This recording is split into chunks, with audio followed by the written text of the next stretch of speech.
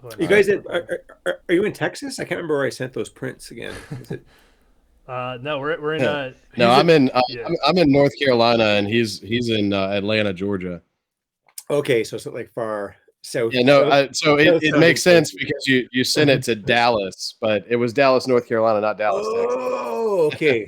So I had a reason for my Yeah, there's madness. only there's probably like a 4 million difference in population. Like this is a really small town. Only 4 million. Yeah, only about like the entire state of or the entire city of Dallas. Yeah, a cousin of Um, mine, who I'm not that close to, I think might have moved to North Carolina recently. you know what part? No, You said no, you're not that close to him, or you are that close. not that close. Well, yeah, there you go. That's why he doesn't I, I know. I Yeah. heard about it through my brother, but yeah, I'll have to get more information. I, I'm really bad with places, so it could have been some other state completely. It was some state with Yeah. lower taxes. That was the reason Oh, for the move. if it's South Carolina, then he should be dead to you. There's some real rivalry there. The entire the entire South actually looks down on South Carolina and Alabama. Like we don't we try like I'll go through Tennessee and Kentucky to not deal with South Carolina. Yeah, yeah. Gotta love the regional hierarchies and Yeah. you what's the word, rivalries. Which actually this is pertinent. South Carolina is actually the trailer park capital of the world. Like it has more Oh, trailer no way. parks and trailers per capita than any other place in the world. So we may have some fans watching. You Yeah, might. you Well, might. no, that's South Carolina. They're not allowed to watch. They'll have some regional crossover there. Yeah, Blocked. blocked exactly. No, we do like the difference is. I mean, they're not vast, but like we argue over things like who makes barbecue correctly and like who dresses a hot dog correctly, things like that. Exactly. Yeah, it's all the small differences that yeah people can get really like really get into the arguments about. Yeah, Yeah. after six whiskeys in a bar, them's fighting words, boys. I saw you cut a pickle. Like, Yeah, wow. you put mustard on what? We both agree mustard's great, but yeah, what Yeah, are you doing with it? fuck that. All right, guys. So sorry. It looks like my mic filters are not working properly, but I'll just keep muting and unmuting myself. But we're about to go live here, so we'll play the intro. Cool. And I assume my sound is okay. No, yeah, you're sounding great, man. Did you try recording, Philbo? Yeah, we're already recording, so we're good to Okay. go. But anyway, so let me pull this up real quick, and we'll go live here in just a second. And we're live, just like always. I mean, late. All right, three. Can you hear two. that? Yeah, we can hear you, bud. Oh wait, are you talking? Are you making noises in the background? Because I can't hear that. My bottle's making a noise. Ah, it's no big deal. We got some noises. Don't worry. Yes, I love that. It was Oh, what is that? Ontario. It's some port. I Oh was yeah. camping with some buddies in Algonquin Park, a big park in Ontario, and a couple of them brought port up for the like it was 4 nights in the woods, and so yeah, it was pretty nice. So I bought some. Hell yeah. Philbo, you didn't hear that cork? That cork's No, badass, I man. did hear it. Sorry. All right, so we'll be going live in. All right, in three, two, one.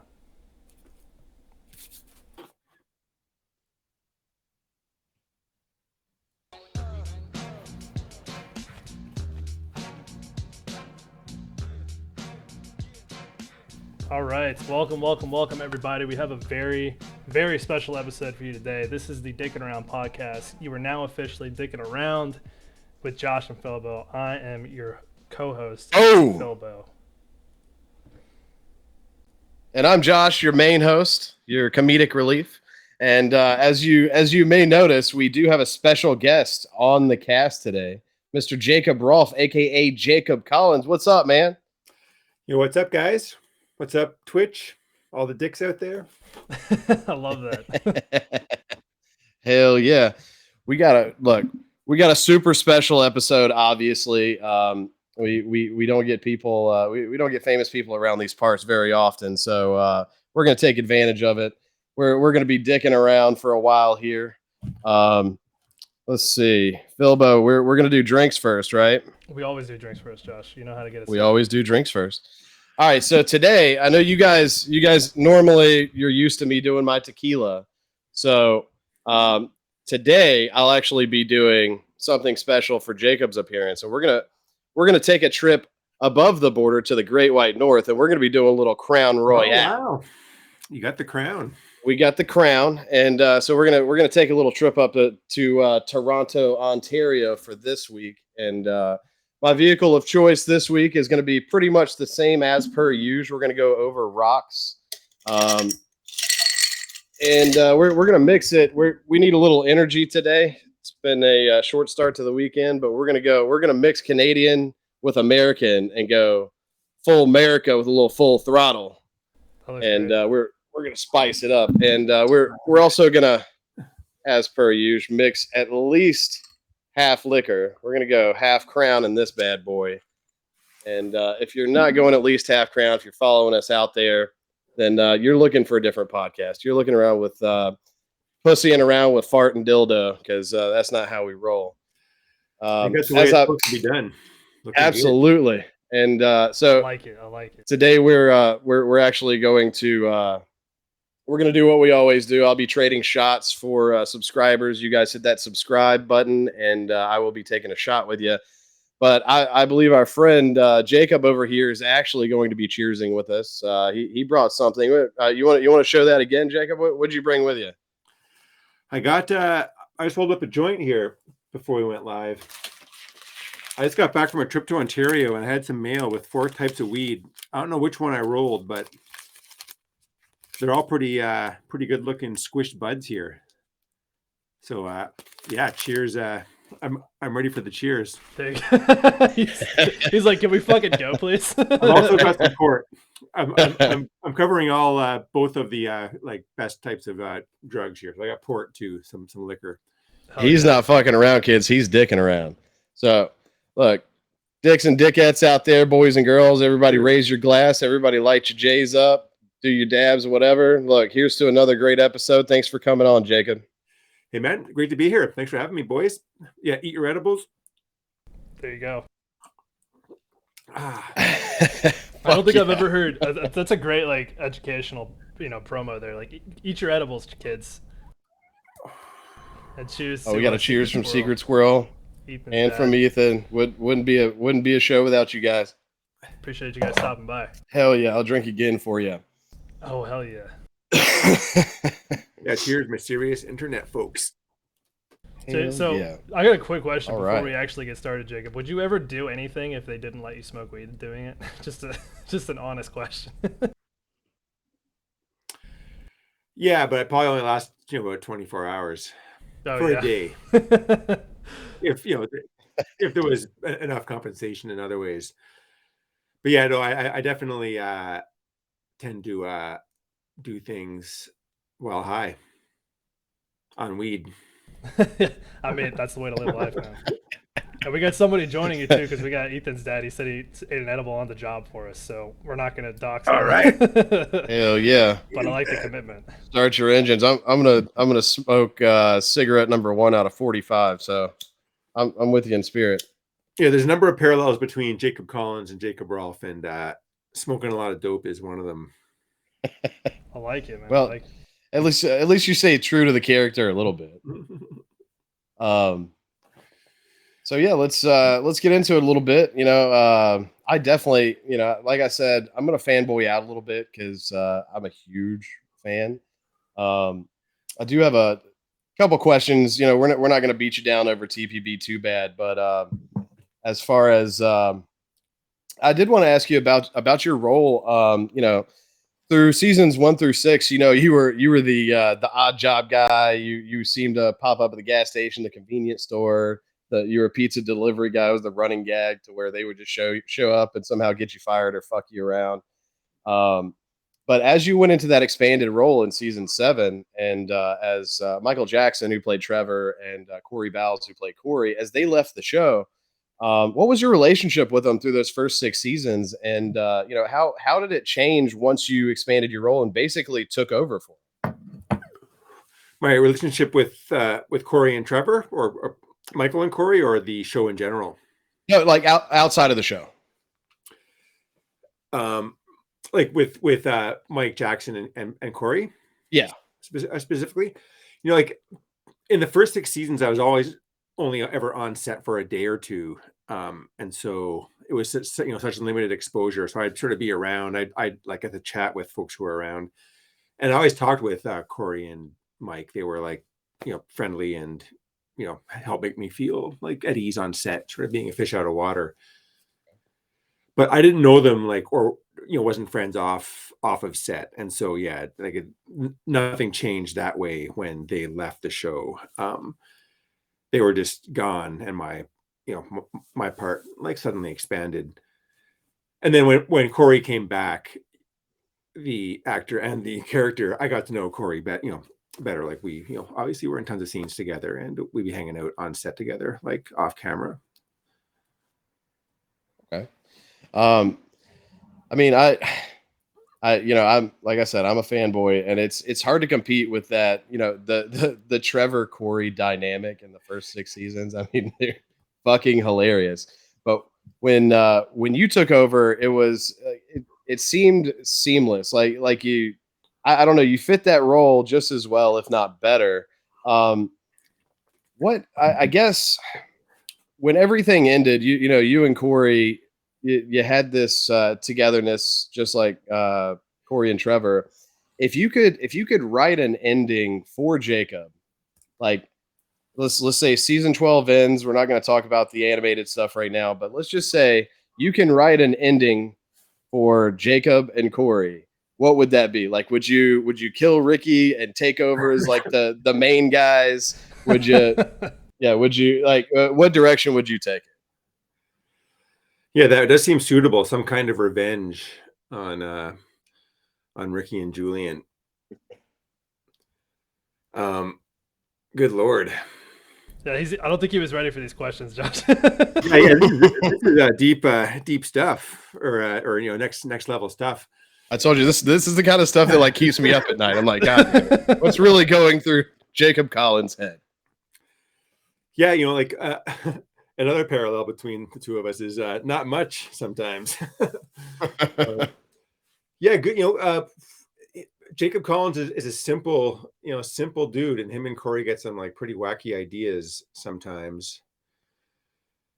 I mean, I feel like Jacob and Corey sort of running the park or something like that would be somehow some sort of poetic justice, although it's been sort of done with Trevor and Corey for that in season 6 maybe, or 5 when they own the park. I'm behind on my or they think they own the park. Barbara just tricked them. Of course, yeah, where they're the high rollers. Yeah. But gosh, man, yeah, I don't have a very creative answer for your question there. Something tells me you have some ideas, though. Well, I kind of mentioned one earlier. Like eventually, Ricky, maybe it's like a fast forward type scenario where season 13 picks up, where the animated series was just a dream, and season they get out of jail, and everybody goes their separate ways, but they made the money, and then fast forward maybe 15 years, and they're literally retirement age, and they can't get around quite as well. And then Jacob and Corey plot a little revenge on them using the help of, one of the new, maybe introduce a new celebrity or somebody as to usurp them as the top 3. And they don't even see it coming. I like it. Excuse me. The boys are writing. There's a 13th season in the works, I've heard. I mean, I've heard about it for years now, and COVID kept on getting things pushed, but I'm pretty sure it's been mentioned by the boys at stuff they've done. But they're planning another season in the park. So okay, so another live action season. I haven't heard about that. Live action season. Well, and there was a second jail season just shot last month in May. Okay. Good. Well, if you weren't supposed to tell us, don't feel bad. Yeah, live action. Oh, sorry. No, go ahead. Oh, go ahead. No, I was gonna say if you weren't supposed to tell us, don't worry about it because nobody will know anyway. No, it's public knowledge. I've seen videos of the boys like talking about it at fan conventions, Oh, legit. so I'm pretty sure I won't catch any heat for saying that. Well, that you know of. Have you ever done fan conventions? Is that something you like to do and travel around and go to those things? I'd do it. I mean, it'd be I'm sure it'd be fun and also be like pretty fucked up. Uh, What do you mean by that? in different ways. Oh, just like the like tons if like just the scene at the convention, like all the crazy Just the wild stuff, yeah, that Trailer goes Park on. Boys fans and just like the scene. But I haven't done any. The only thing I did was the cruise, which was a sort of similar kind of thing. Although there was no like I didn't do any sort of like sitting at the table, meeting and greeting people in that sense. Although I did cruise around the cruise ship and like say hey to folks. But yeah, I do a fan convention, try it out. I've been doing little meet and greets, like sort of more much more low key and casual than a fan convention. But I've been going to dispensaries and setting up my like art table and like selling art and like meeting people, Oh, that's signing legit. headshots for folks and taking selfies, that kind of thing. And yeah, it's fun. I do like 6-hour shifts. That's cool, man. Yeah. So Yeah. so do you just like show up, or do you tell the business ahead of time, hey, I'm gonna I'm gonna be here? We plan ahead. Yeah. I feel like you have that celebrity status. You could just be like, hey, so I'm gonna put up a stand here. I'm gonna help you out. You're gonna help me out. Let's get it done. Here's some weed. I got some weed. We're gonna make it work. I'll try that out. Or you could pull the Ricky and have you ever made your own hash coins just as currency to hand out to people? It's a great idea. I wish they had explored that more in that season, like getting into like, you know, more sort of theory behind like, fiat currencies as opposed to a currency with actual value, like a hash coin. Right, because I don't think he ever like tried to use that as currency and someone refused him. Yeah. Yeah. And I feel like it might be that way. I mean, there's the states, it might go a different way. You might like if you're in North Carolina where it's not criminalized or decriminalized, but it's not quite legal. You might run into some issues because I think hash is still like a controlled substance. But in Canada, where it's completely legal for recreational use, I don't would you see that being an issue if you just like walked up and tried to buy a pack of cigarettes from a clerk with a hash coin? Um, yeah, I think you're unlikely to have success. It all depends on whether the person smokes hash and how big the hash coin is. Yeah. Fair enough. So now educate me because obviously I don't partake. Like every once in a while when my stepson comes to town or hangs out for a day, I'll take a hit off a joint with him just to I'm not going to dox him too much, but he's part of your culture. So the difference between actual weed, hash, honey oil. That's one thing I love in the show, but I actually don't get it. Like, what's the actual difference? Yeah, I made honey oil in the show. That was the first time I ever really like. I'd heard of weed oil or honey oil or hash oil. I think they're all basically the same thing, like oil from the weed plant. Although I'm sure there's differences, perhaps. But yeah, it was only after I did it in the show, like with the plungers and like under Ricky's tutelage and all that stuff, I actually started to make it in real life. I grow weed just like for fun. Like we can grow 4 plants in Canada legally, so I've got like 4 plants in a grow tent. I'm not growing any this year just because I've been like sort of coming and going.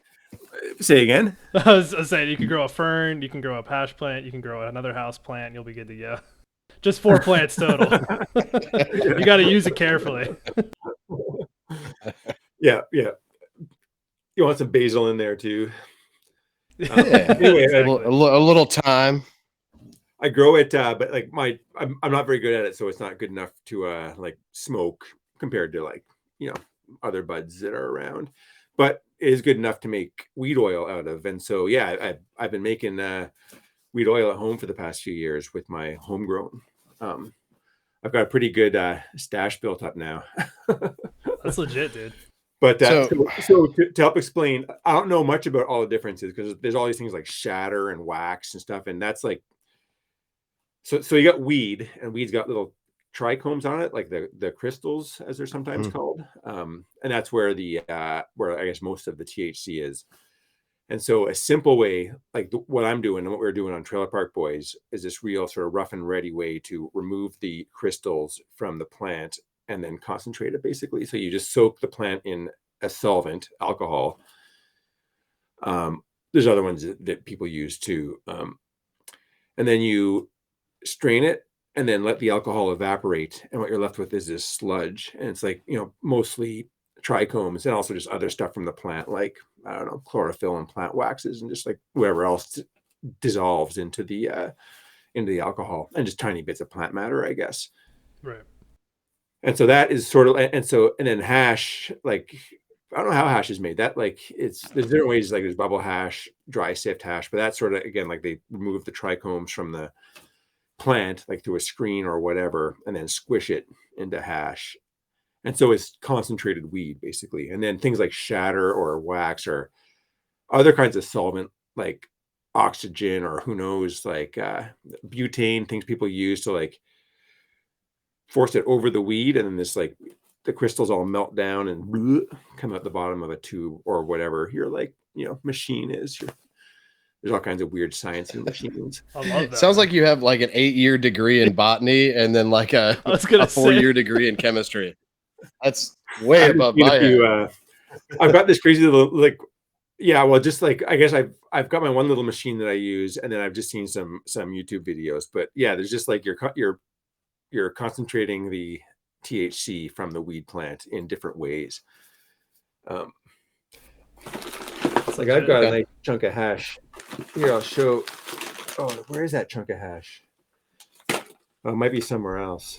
By the way, Ethan's dad said he's making some canna butter tomorrow for Father's Day. Oh, nice. And so in that, like, with canna butter, THC, is solvent or fat soluble, like alcohol or fat. And so fat in butter it will also dissolve the weed. And so it's similar thing. You cook, sort of simmer the weed in a fat, butter or coconut oil or whatever, and then strain it. And then you're left with and that's going to get you stoned. Yeah, you're left with weed impregnated, like, material, butter in this case. There's a whole matter of decarboxylation. Oh goodness, here's the chemistry. Here You're it in the comes. wrong line of work. I'm going to tell you that right now. You need to quit acting right now. Dude, I wish I could sell weed and weed stuff here, but it's not that legal. It's legal if you have a license, and a license costs, like, big money from the government. Right. And it's not like you can just buy one. You got to, like, all the paperwork. Yeah, I follow. And like $100,000 or something, or like $1 million. I don't know, like, but like far more than I have. But like, if I could just like deal gummies and basic like weed oil, I'd have it made. Hopefully, sounds like it. Hopefully the laws change sometime, in the next while. Yeah, man, got to support the small. Yeah, or is this like a like a you get high on your own supply thing? Like they just find you naked in a field 14 days later, and you're like, well, I had my license. He's out there.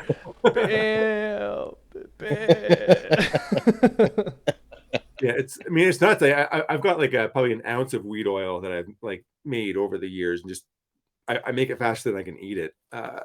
And so, yeah, I'm surprised I haven't just like, eaten it all, and like, who knows where I'd end up, like, naked on a rock somewhere. Or on a train. You'd have a spiritual journey.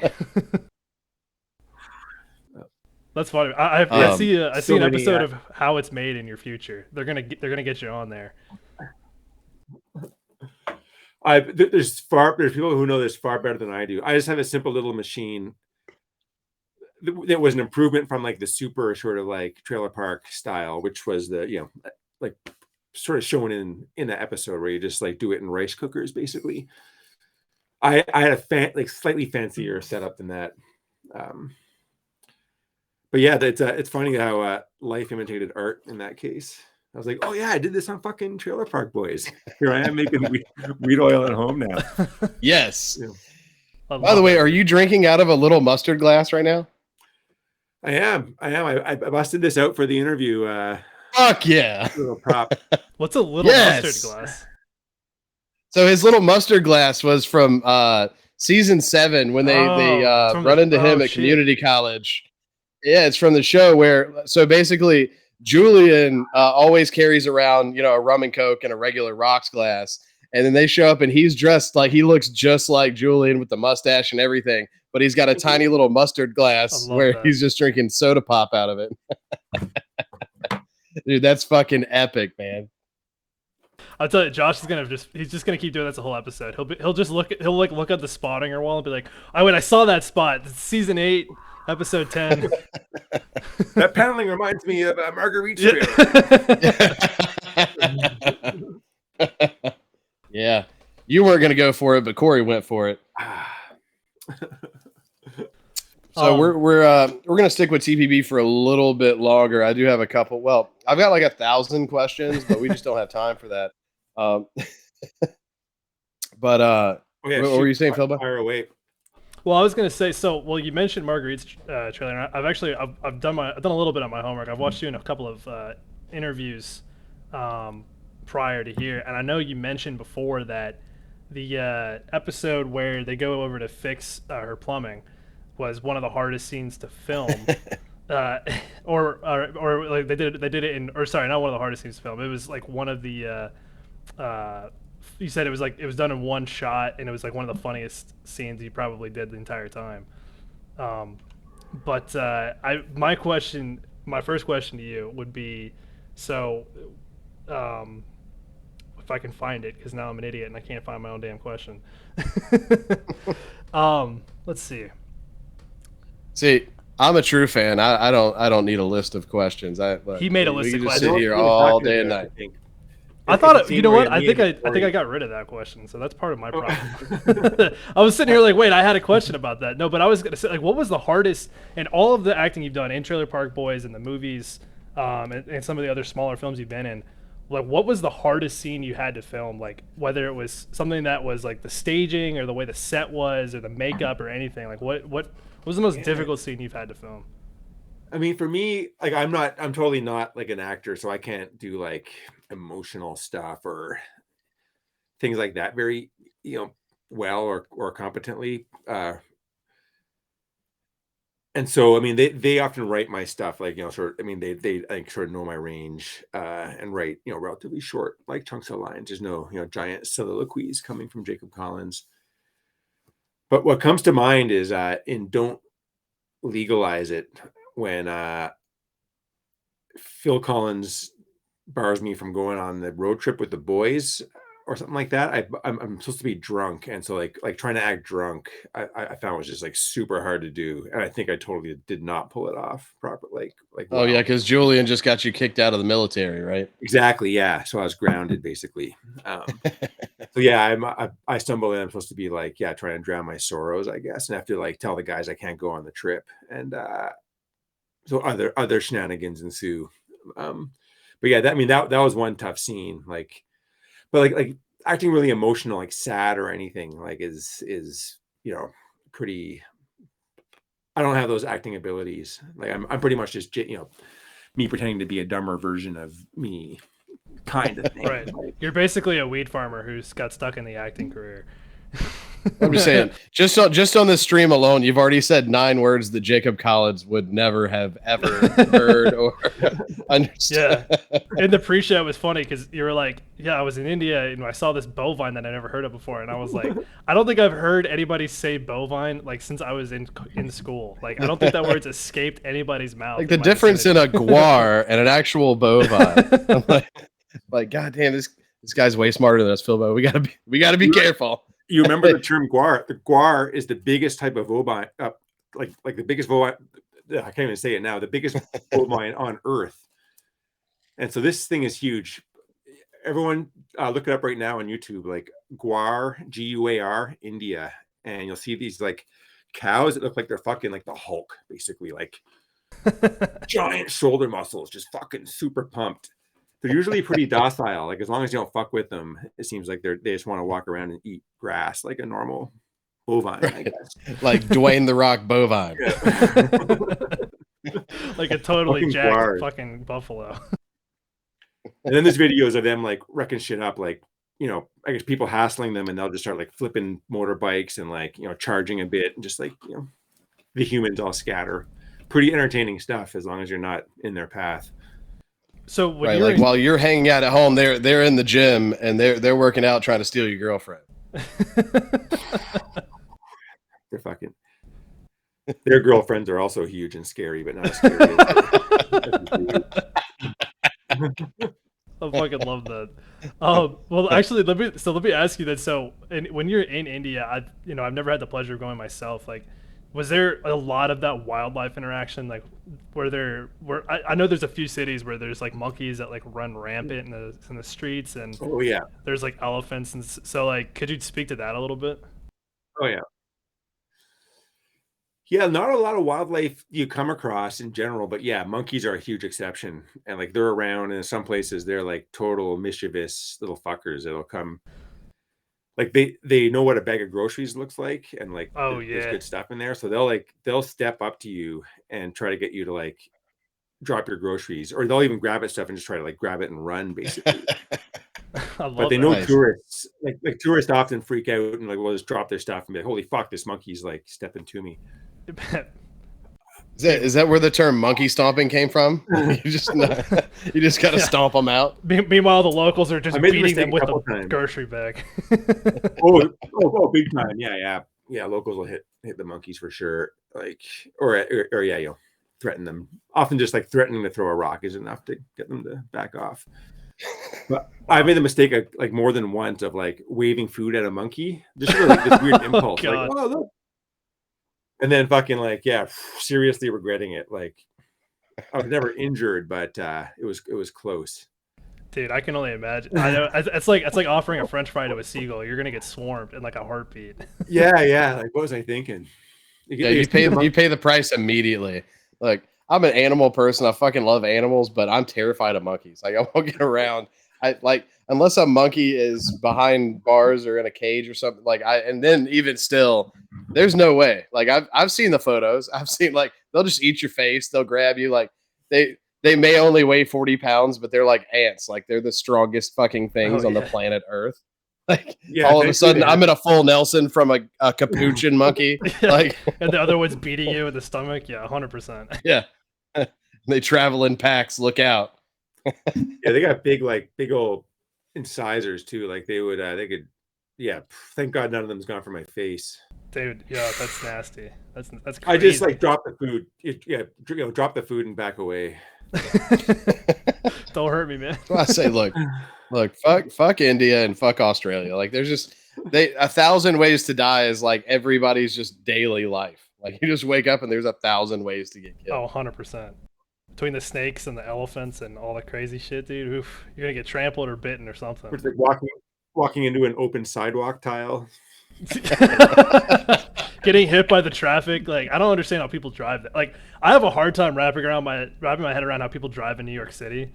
Like how the fuck do you drive in like Delhi? Like how do they do that? Yeah, I couldn't imagine. I was like, for the first time ever, I rented a scooter in India, but it was in like more of a rural setting where That's like legit. I would have never even considered doing it even in a rural area, because people are so crazy. Like one truck in the wrong lane, and like, you know, Right. you're fucked basically. If it or you got to really react quickly. But like this was an area where it seemed pretty cool, and I had friends who were sort of insistent, like they were going to rent them, and I was like, oh, okay, I'll do it. And it was so fun, so awesome cruising around. But like in a city, or like any kind of like urban environment, or on the highways in general, practically, yeah, you gotta have a death wish. Yeah, absolutely. Yeah, so Or that's did- where you actually want an American vehicle like a Ford F-150, like where you just jack it up and put Yeah. like brush guards all around it and just like Hummer. weld the frame. Yeah, or a Diesel Hummer. exhaust. And then just don't stop. Like just put a little like a bulldozer scoop in the front so you can just scoop one way. Yeah, and it's got the Dukes of Hazzard horn. It is. That's what people do. Like, yeah, like, you know, people with cash in India would, yeah, get big vehicles to, so you're like gonna come out not on the like bad end of a crash, hopefully. Trains. That sounds like the American way. So, it's same rationale in all places, I guess. Basically, same thing here in Canada. Yeah. So I mean, speaking of like speaking of different countries and regional things. So how often do you get down to the States, and where's your favorite place to visit in the States? Oh man, I have not traveled to the States much at all. Ever. Like we used to come down to New York a little bit, like on day trips with my dad when I was a kid, like just over the border. Basically, we get like a fish and chips and go to an arcade, play some games, go to a mall, get some cheap, U.S. stuff. Get some mall weed, $5 a gram. But yeah, I'm overdue for a trip and like for a proper tour through the States. I went to Burning Man in like 2012, and so I flew into San Francisco and hung out there for a few days and got to like drive through, I guess, what part of California, part of Nevada. I don't know what. Yeah, the Sonoran Desert. Yeah. So like that was super cool. But yeah, I'm so close here, but also so far. Listen, if you're looking for a proper tour, look, you got your boys right here, and we can show you. Yeah, we can show you the South. Yeah, you can go crash at Josh's place for a bit. He might murder you in your sleep. I don't know. He's a little crazy. Fucking right. Like if you wake up and I'm just at the foot of your bed staring at you, don't worry about it. He's breathing. There is. I mean, whenever I am in the States, I do assume like everybody or anybody's armed and or a maniac, and so yes, I do. Please do. Yeah, that's a good assumption. No, no flipping off cars that cut me off, and that kind of thing. Like I, do here. Yeah, no. That's a great assumption, and look, there's certain like so if you came to the South, so I mean it's everywhere, but it's way more prevalent in like the South, and like you mentioned Texas, like basically Texas, the Panhandle, down into the Southeast. That's more where that is. Like if you ever see a Ford or a Chevy truck with a little snake emblem that says "Don't tread on me," don't flick them off or honk the horn or do anything. Yeah. Don't tread on me means I've got 4 assault rifles and 4 people in the truck. Yeah, and I'm willing to commit felonies. Yeah, I know the sheriff because he's my cousin. Right, exactly. But I got a question for the internet. I was just on tour in Ontario doing some, as I mentioned to you guys earlier, doing some meet and greets at weed dispensaries. But I got a little selection of weed here. I'm going to roll a joint, and I'll let people, someone on the internet, or people can choose what I smoke. How's it about? Is that a fun? Yeah, I like it. So I got some Khalifa Kush. This is from a First Nations dispensary north of Sudbury called Creator's Choice. Not is Sudbury's a real place? You didn't know that? Sudbury, it is a real place. We're big fans of Shoresy. It's a Sudbury Saturday night, boys. Yeah, boys. Mining capital of it's a super mining capital of like part of Ontario, at least. There's lots of mining all across Ontario. So I got some frosted fruitcake from a dude named Josh from also a First Nations dispensary called The Family, I think. Oh, here's some bathroom weed from my man Landon in Sudbury. Nice. I think it's something called Bull Rider. Oh shit! And it's in a little bag. I love that. Yeah, it's an old school baggie. And some Alien Tech, which is I can't remember where it's from, but it's in a bigger bag. So what does the internet? If first suggestion, so we got the fruitcake, Khalifa Kush, bathroom weed, or Alien Tech. All right, dicks and dickettes. First answer gets it. We got Secret Squirrel wants the Bull Rider. All right. I thought the bathroom weed was sort of the obvious choice. Yeah. That is the obvious choice. I was like, how is it, especially on this podcast? This is called bathroom weed because it was grown in a bathroom, like in a hot tub, lights over this hot tub in a bathroom at my buddy Landon's house. I thought you just bought it in the bathroom. That was what I was thinking. Bought it in the bathroom at the skating rink. All right. Well, that's what I'm smoking. Thank you. That's fucking sick. Secret Squirrel. Thank you, sir. And Ethan's dad, I'll try the Alien Tech next. Love that, Perhaps. Oh, we're not done yet. I'm almost. Well, I am on round 2 now. I'll load up again too. Nice. How's the Canadian club treating you? Oh, it's not Canadian Club. It's Crown Royal. Oh, sorry, Crown Royal. That's right. See, now back in my day, I was quite the whiskey guy, so I know my way around some VO or some Canadian Club. Like, to be honest, I do prefer my bourbon, but Well, yeah, I think given, I guess, being from the South and all. Yeah, well, there's a debate, but where I live isn't part of that. Kind of like we went back to like we argue over barbecue with South Carolina and Georgia and how to properly do it. Tennessee and Kentucky argue over how to properly do whiskey. Yeah, we remove ourselves from that. This is you could tell me if is bourbon just a type of is it a type of whiskey or what makes it distinct from? Yeah, so bourbon's one of those things, kind of like Scotch has to come from Scotland, right? So Yeah. bourbon has to come from like certain little areas in Kentucky, and it has to be aged in certain barrels. It has to be aged in oak, and it has to be aged for a certain amount of time. Okay. Tennessee whiskey, like Jack Daniels, for instance, they have their own, like, I forget because I don't drink Jack Daniels or Tennessee whiskey. I land on the Kentucky bourbon side, but they have their own set of rules, type of ingredients, type of barrels, type of aging, that kind of thing. So yeah, and I think specifically the biggest qualifier is that it has to be at least 50+1% corn for bourbon. So that's a big distinction there. And then will the other grains be like, could it be a wide variety of other grains in there or other general go-tos or favorites? Any idea? Yeah, that's I mean, with the mash, you can, that's where you make it your own with the mash. Like you can do in any type of flavorings. I've heard of a mash. Basically. Yeah. Any, like it really, anything that'll ferment you could put into the mash, and then there's some wild ones out there, but we try and stay away from, at least I do, and I suggest everyone on the podcast that is a dick and not a dickette stick to the non-flavors. But that's when we get to the sugar content. That's where I kind of hang up the phone. What's flavored? Like fake flavored or real or like natural? Now the natural infused I never have an issue with. Like, especially with beers and stuff, I never have an issue with, a nice shandy or a nice an infused like cider or something. But no, they basically, like, there's Crown Royal vanilla, Crown Royal apple, Crown Royal peach. Yeah. Like super fake, basically. Yeah, so like basically you make it and then you just pour syrup into it. Yeah, brutal.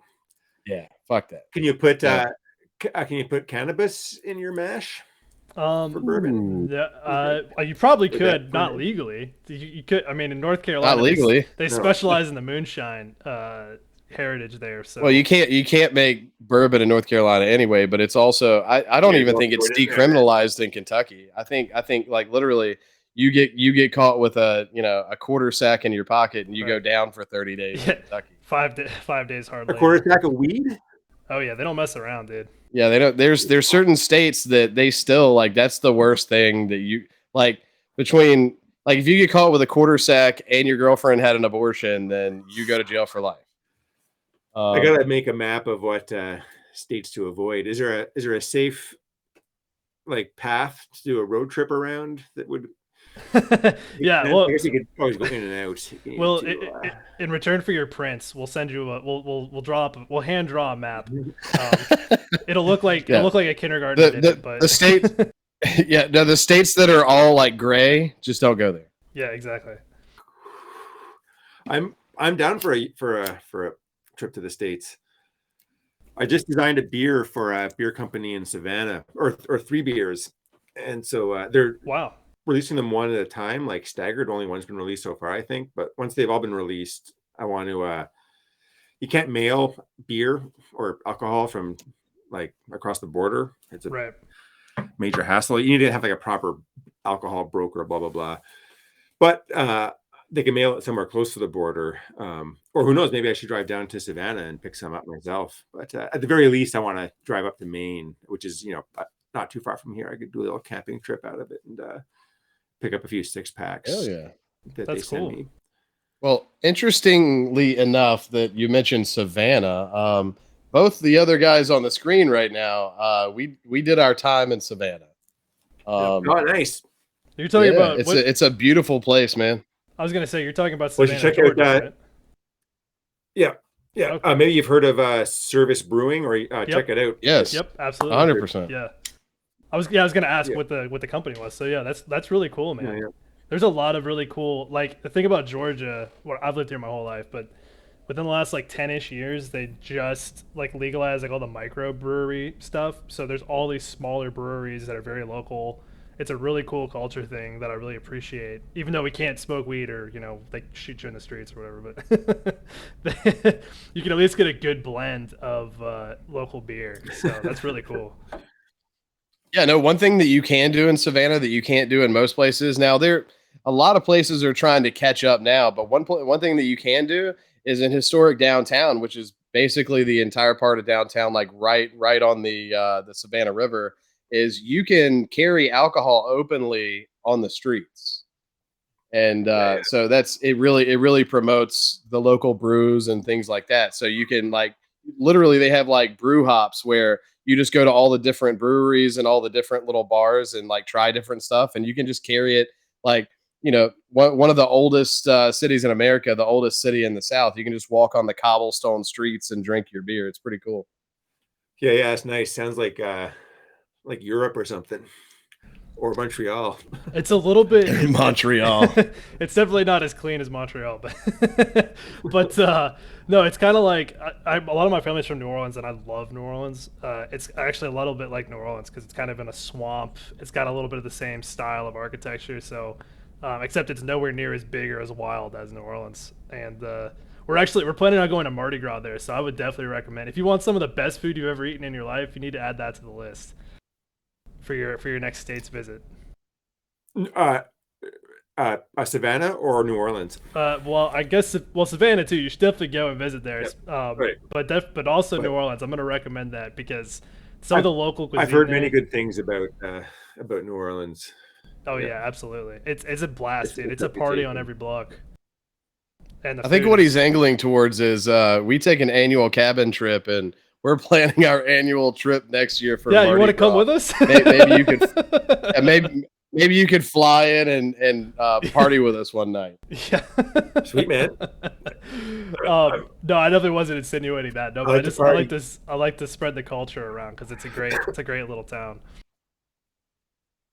But yeah, I'm down. Excuse me. No worries, man. Hang in there. Oh, all right? Oh. I think we lost Philbo's sound. Oh, can you hear me? Or I lost audio there for a sec. We're here. I'm a little bit. I'm starting to feel pretty good here. That's legit, man. I like it. I mentioned it before we were live, but I slept in my car last night in a parking lot between Ontario and Nova Scotia. I was booking it back.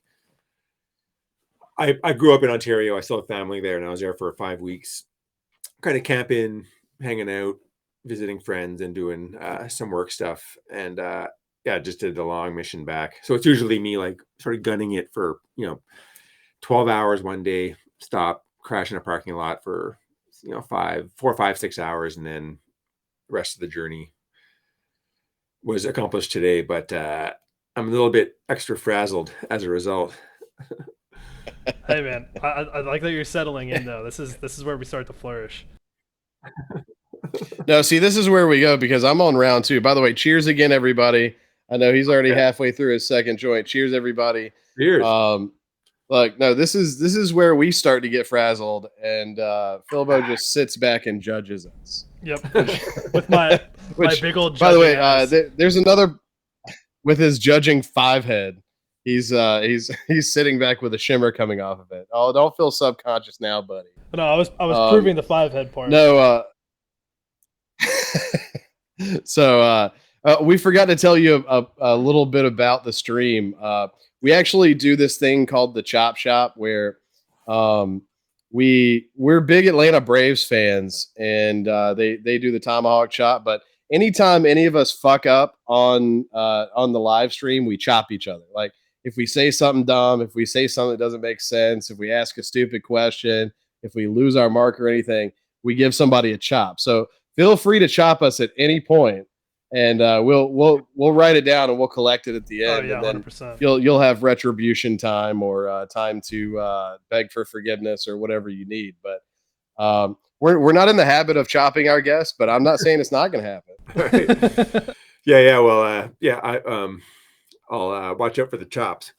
Yeah, exactly. Yes. It's funny that reminds me. In grade 10, I had a math teacher called Miss Tomiuk, and we used to do the Tomiuk chop. Oh, when she wasn't looking, she was real serious. Yeah. Yes. That's so funny, dude. I love that. That's great. And then she quit teaching the next year. So, yeah.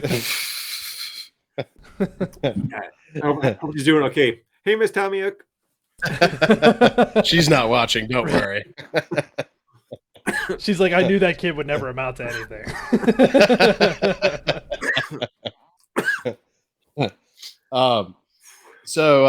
Well, I mean, we brought up the tomahawk chop. So, as far as sports goes, are you a sports fan at all? Not at all. Not at all. Not even hockey. Damn. Not even hockey. No, I'm shit. basically dead in the water when it comes to sports.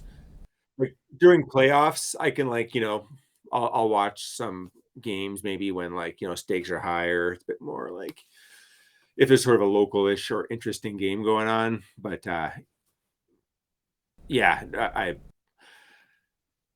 because I was going to ask you, what would you think about two American teams being in the Stanley Cup Finals? Because a lot of people would think that's blasphemy from up north. But most teams are probably from the States, like numbers wise, and the way that's true. Like the way drafting works now, it's not like the teams represent local players. Or Yeah, that's true. Yeah, no, you're right. Like I think the Las Vegas Knights, they just won the cup, and I'm pretty sure they're 80% Canadian and like 10% Norwegian. So somehow there was a lack of arrangements, sort of. Yeah, 100%. Somehow there's a lack of native players to Las Vegas playing hockey in the desert. Sorry, because nobody's from Las Vegas. Who that? That's Zito. You got a little feisty there for a second. So anyway, let me. I'll just round out my question. Listen, my wife is a huge fan of Trailer Park Boys, and I would be remiss. I might get a divorce if I didn't ask you. Her favorite is J-Rock, Jonathan Torrens. We also love him on Shoresy and Letterkenny. What's your relationship with him, and is he as funny on set as the outtakes make him seem? He is. I'll answer your second question first. Yeah, he's always like joking around and like really good at puns, quick wit. So yeah, he's a natural performer and funny man basically. And also he was always super welcoming on set, like in the early days when I was like seasons 1 to 6 and even past that, but like when I was really like on set, not knowing sort of up from down, he would often come up and say hi, what's up, and like go out of his way to be welcoming and stuff. Yeah, so super nice dude. And like real one of a kind. He there's no off switch sometimes, or he just be sort of like at times like, holy shit, dude, like give it a rest almost. But so he could be a bit much sometimes. He's a funny dude. Well, he's just like always cracking jokes, basically. So yeah, he is as funny as the outtakes make him out to be. Okay. That's well, so that leaves me, and after this I'm gonna leave you alone about Trailer Park Boys, but So my last question is: so I've seen in your previous interviews that you boast that your best skill as an actor is not breaking or laughing during a scene. Like you can hold a straight face when some of these hilarious lines are dropped. What's a scene or scenes that actually like you just couldn't contain it? Like what's like you had to take multiple takes because you lost your mind because it was so funny. Gosh, I don't know if I've ever broken out laughing and like ruined a take as a result. Really? He's a pro.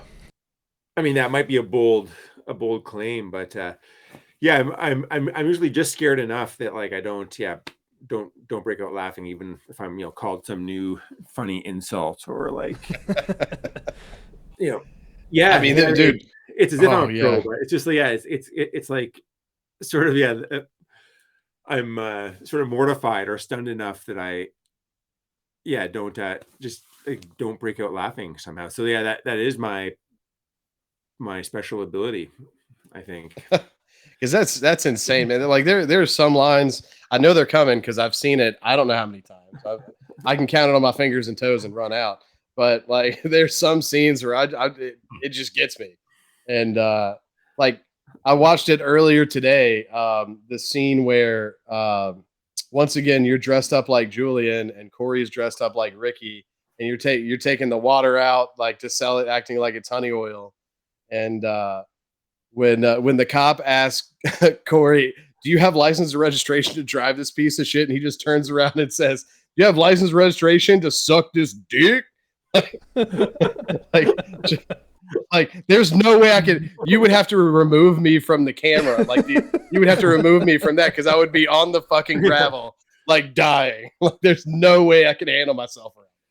Like, I don't care. Yeah, I don't care if Corey was my best friend. We lived together. Like we argued over shit in the refrigerator. If he dropped that line, like that's Corey's one of off the the funniest hook. things.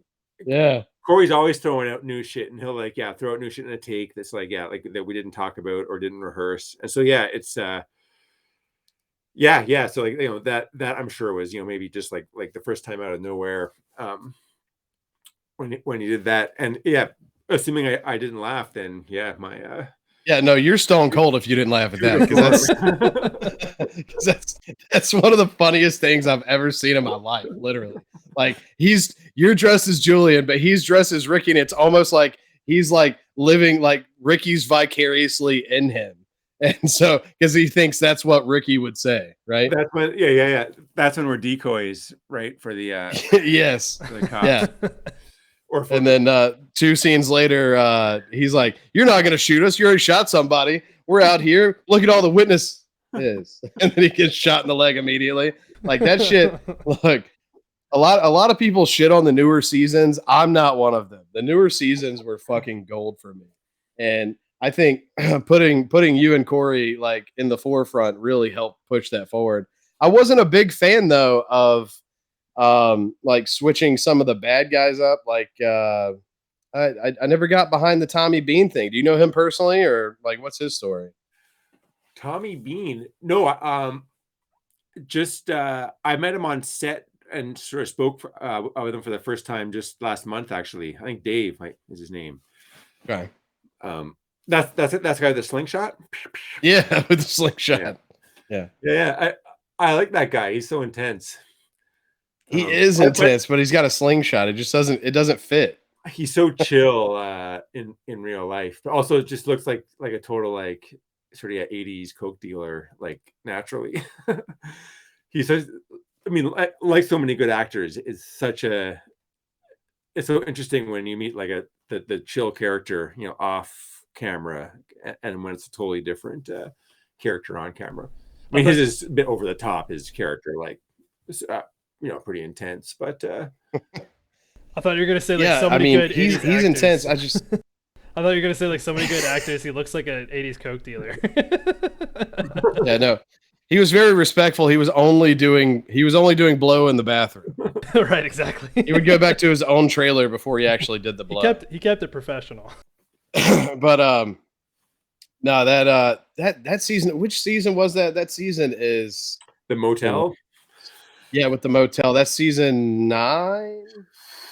Yeah, I don't know those number. I Yeah, couldn't where the tell you. motel can't live at the motel.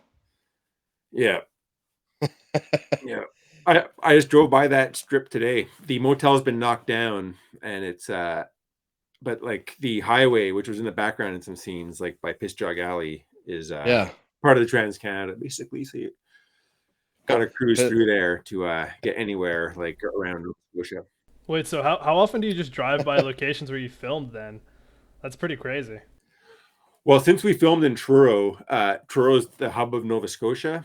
Um, Named such because you got to go through it to go from a lot of like A to B. It's sort of like Gotcha. where a big inlet from the ocean comes in.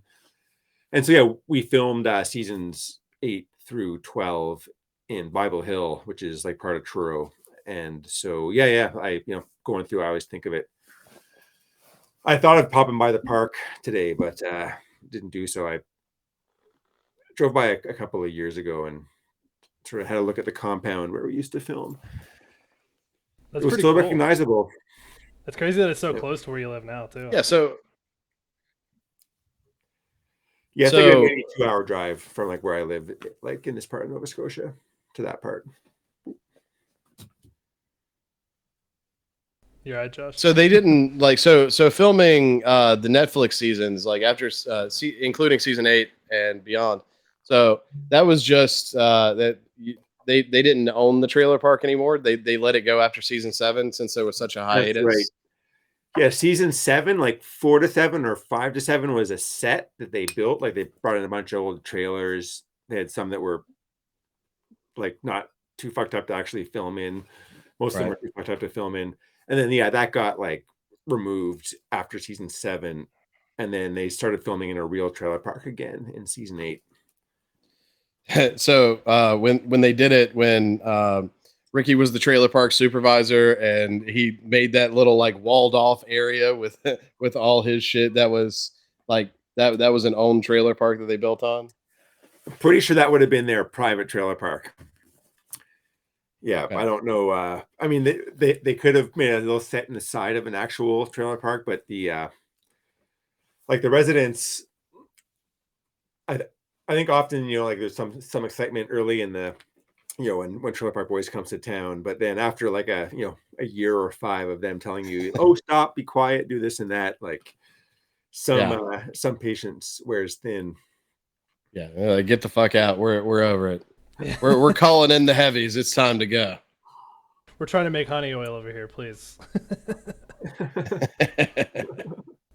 Anyway, so I'm done fanboying out. I'll let Philbo take over. So it's my turn to fanboy out. No, so I really got just a couple of like really big questions for you, and I think this we'll just talk about acting first because I think that you could maybe shed some light on this because I've been thinking about this myself lately.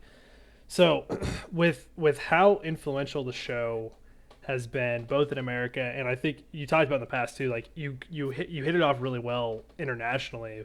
Um, it like overseas, like in Europe and other places as well, pretty early on in the show's popularity and in the show's run. Um, and it was airing back during the early 2000s, the original run, all the way up 2007, before it picked up again in 2012. So going back that early, being such a influential Canadian television show, do you think that it helped pave the way for like other forms of entertainment coming out of Canada, like shows like Letterkenny and Shoresy, Heartland, Schitt's Creek, and Frontier, all those productions? Do you think that you guys had at least a small part to play in that?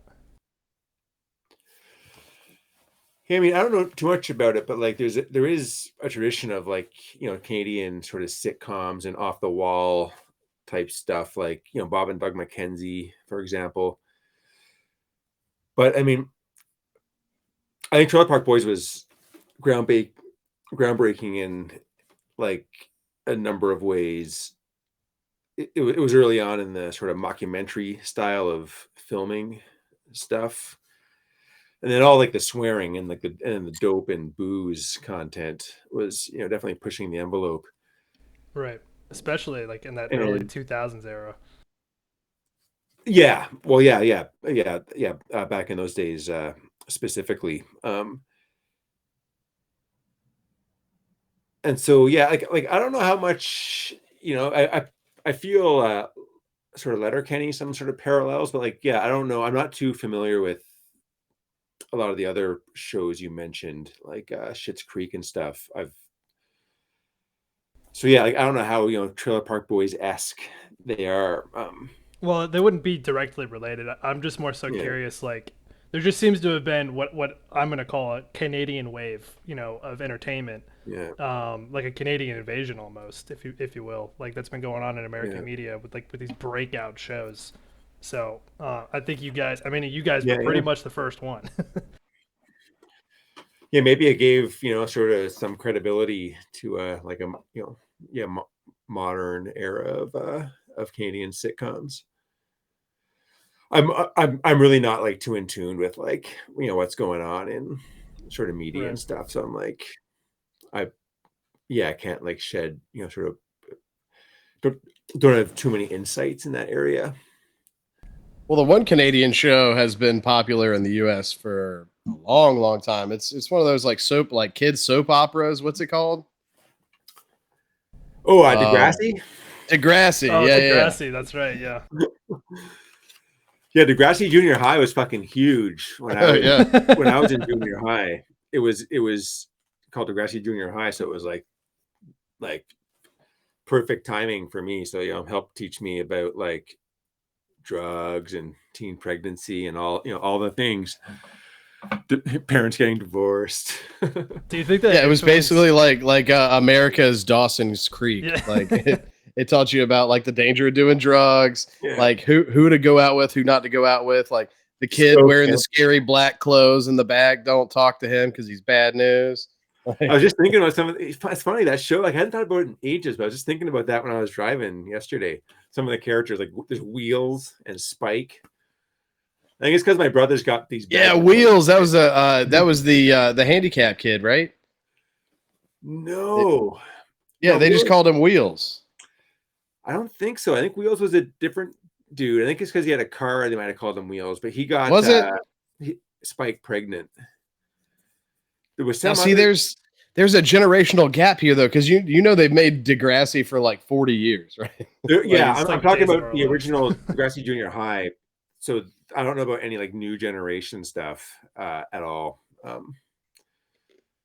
I just a quick side note. I went to this talk. I was in grade 8, I guess, and I was visiting Toronto, and a couple of the actors from Degrassi were doing a little talk at the library, and I won a T-shirt in a raffle. It was the only thing, or first time I ever won anything cool. Maybe first time I ever won anything. But boy, that Degrassi Junior High T-shirt was. You still have it. In fact, he's gonna pull it out right I now. wish I should get one reprinted. Like use my graphic skills to make a reproduction of it because No, you should have kept it like turn it into a pillowcase or something for the I guest wore it. bedroom. I wore it to like to ribbons basically. So yeah, That's legit. got ditched. Did that show have any That's influence hilarious. on you wanting to become an actor? Because I think you've said in the past that was about the same age where you realized that's what you wanted to do. Gosh, that was about the age when I realized that I didn't want to do it. Oh, Actually, okay. Well, I'm an idiot then. Sorry. um, Wait, you didn't want to be the burnout stoner in the back that the short the show warns against. No, I mean, I think when I was young, I had this sort of like, oh yeah, I want to be an actor. Like, yeah, working in Hollywood, like, woohoo, why not? And then I think it was between grade 7 and grade 8. I went to an acting camp, like for a week or a month or something, in the summertime in Ottawa. And I was so mortified at being on stage that I knew, like basically, I had stage fright and like didn't want anything to do with acting. And so, yeah, any of my like totally thin ideas I had of being an actor were out the window at that point. Little did I You're know. like, fuck, I'll never be on Degrassi. God damn. I won't get to hang out with Drake ever. So yeah, Drake, I don't know from Degrassi. Even that is like past my generation of Degrassi, and then there's even newer stuff past him. I think. Right. Yeah. Like so, yeah. There's many. It's a dynasty. Degrassi is. Yeah. And see, up until our preparation and doing a little homework, dude, I thought you were my age. I had no idea that you were older than me. Like, He's I 97 years old. he just turned 97 years old. Yeah. 97 years young, sorry. And it's the weed in the hash that it keeps him young. Yeah. Yeah, dope. Yeah, dope and mild anxiety. It's a magic combination. And occasionally dressing like Julian. Yeah. I mean, it's the mustard glass. It's the mustard glass. Tell everybody right now the secret. That's actually you got to get you one of those mustard glasses. That's baby. that's the fountain of youth is the mustard glass. Could be. I mean, I started using this. What year was that? That would have been, season 7. So yeah, maybe I slowed down aging around whatever. Not sure if that tracks, but it's a good theory. It is, and it's not. Listen, we're not going to give away your direct location. We're not going to dox you at all. But nobody's coming for the mustard glass. But listen, you've seen that there are people that can actually use Google Maps and actually research that and find your direct location. So you might want to close the front door. So that like those trees might give it away. Oh, in the reflection? Yeah. That's a reflection through some windows. Oh man, wow. is my license plate visible? Yeah. Your credit card. Wait, hold on. Hold your credit card up for a second. Yeah. We'll see. Yeah. We'll I see think anybody who looks for me could probably find me pretty easily. So rural Nova Scotia. That's why Josh. It's a long drive. Yeah, that's true. They'd have to get up there first. I do have to smoke. That's why Josh doesn't smoke weed. The paranoia kicks in. They're gonna find him. Jake, we gotta save Jacob, man. So we'll finish our questions. We if you're still cool with it, we do have some subscribers that want to ask you a couple questions. Oh, you bet. And we appreciate that, and they appreciate that. But I did have one more question for you. So, on a great Saturday like today, say you don't have any work to do, say you don't have any plans on the books, no family, no nothing. It's just you and the world, whatever you want to do. What does that day look like? Oh man, a nice hike in the woods with maybe a little microdose of psychedelics and pocket full of joints. Shit. What's your hell go-to? Yeah? What's your go-to psychedelic? I've been microdosing acid because it's just super convenient, and I've got a for anybody who wants to do it and can get a tab of acid in a little jar. If you get a little dropper jar, like I've got a 2-ounce jar, so it's 60 milliliters. I've been using the same jar for like probably 4 years now, like the same hit of acid in a jar. And I do it's really small doses. It depends how strong your acid is, but I'm doing like a 200th to a 300th of a hit. And that's just, you just measure out what that is basically with math. Thanks to Miss Tomiuk, I can figure it out. And we'll give her a hit chop. her with the chop. We'll give her she a gets chop. the first chop. Thank you, Mrs. Tomiuk. Fractions, yo. And so yeah, I find like a 200th, I can feel it, and but it's not overwhelming. You can go a bit higher, go a bit lower, whatever. So yeah, but I mean, I've been getting back into mushrooms too, and doing a couple of sort of bigger doses. I mean, bigger being more than microdose, like less than a gram still, but like I find shrooms can really go sideways. Pretty they're pretty unpredictable for me. So LSD is like kind of more clinical and like bloop. That's crazy. I would have thought it would have been the other way around.